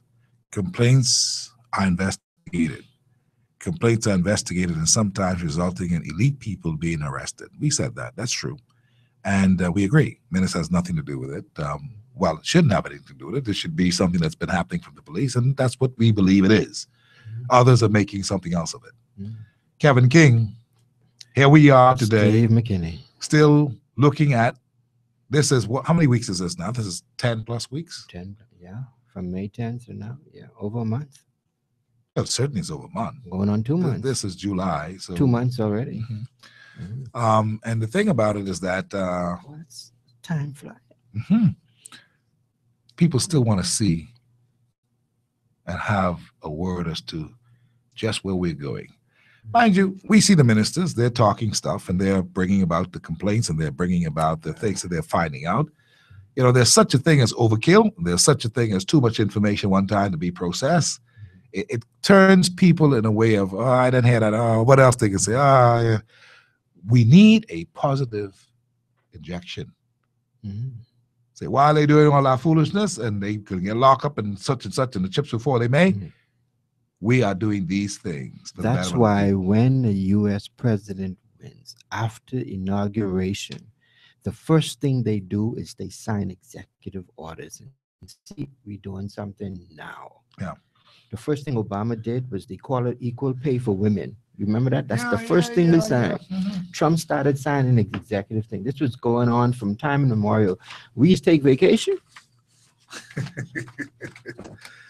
Well, boy, it's going to take a little while for them to live that down, if that's what they've done. Yeah, we know that it's customary that the parliament takes a break. We all know change that. the parliament. When people talk about, well, it's customary. Listen here. There's some things that you cannot traditionally do because the crisis is just so right in your face. You've got to do something else. Right now. And so while it's customary that there's a vacation at this time and people are traveling all about, and we know that they travel, that people have vacations planned, and sometimes you can get out of it. I know many of them who went on vacations because they're planned. And, that's how it is. But at the same time, there must be a perception, if only that we've got people working to the point where we're coming up with legislative agendas that we are saying and resting on the people. The government plans to do X, Y, and Z, this, that, and that. And people can say, boy, this sounds good. Now, they ain't do it yet, but we know this is what their plans are. This looks good. That's what could be happening right now, That's what should be happening right now. I can drop something on you, and I can leave this with you and the people today. We only got a minute. Go ahead. A new system of government that's coming to the Bahamas is going to be one like Israel's. Parliamentary and a democracy, a republic and a democracy. This Westminster system is going to be gone. Remember, I told you that. You're speaking futuristically, or? I'm not in the what they call it, distant future. You talk about almost. It's happening now. You think so? That's why I'm optimistic. The foundation is being laid. A whole new system of government that these Bahamian people will never be in the state that they're in again. Boy, we had so much high hopes, and no one is talking anything that we were talking before the elections. It cannot happen. All that Aragonite talk and all that sound and this and. Didn't I tell you they can't do it? You will have a few people. What Brent Simon is not. He's a brilliant man.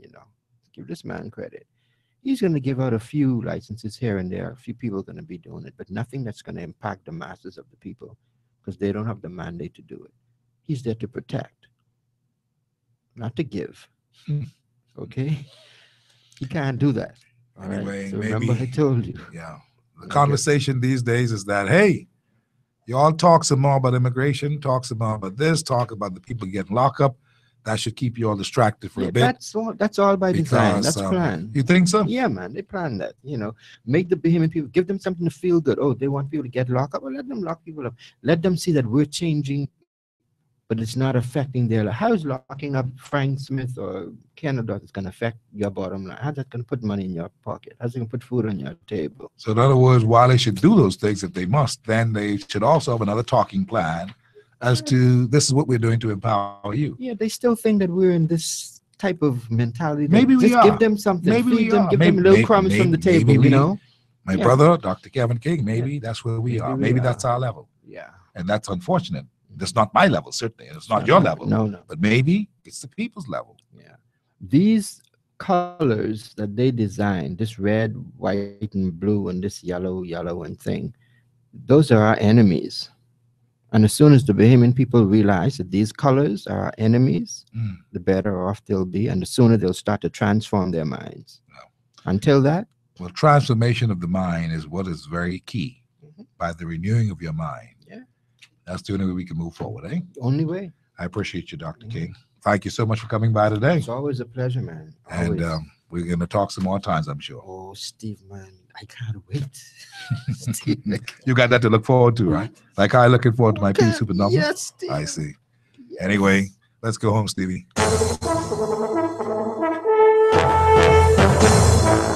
We've been brought to you today by the Beauty Shack. Big weekend tent sale. Big Les Stern Quest Company. Got all the beautiful ladies out there making sure that you got all the products that you've been looking for.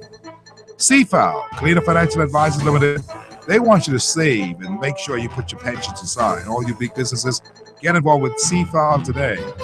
Bank of the Bahamas, your bank of solutions. The Shore Bistro. Mount Tabor's Inspiration. Super Value, the all Bahamian supermarkets. Farms, Rocky Farms Nursery on Seabreeze Lane, Water and Sewage Corporation, Ministry of Tourism, Echo Water, Commonwealth Bank. Get your new debit card right now in time for traveling for the summer. Cool Tech, the air canoe experts on Tonique Williams Darling Highway. Bayman Brewery and Beverages, Super Wash, Advantage Insurance and Brokers, Bronze Electric Motors, Executive Printers on Jerome Avenue, and the McKinney Media Group Limited for advertisement, public relations, and consultation. You want to see us first. Tomorrow on the show, we come back at 5 o'clock. We perhaps will have a guest, as usual, again tomorrow, and see if we can find the right stuff that we need to put the right complexion on our country. Because this is our country, and we are not going to give it up. We love this place. It's home. And we're going to do as best we could all the time to lift it up and make it great. Thank you so much for listening today. We say good night from Hard Copy. God willing, we shall see you tomorrow.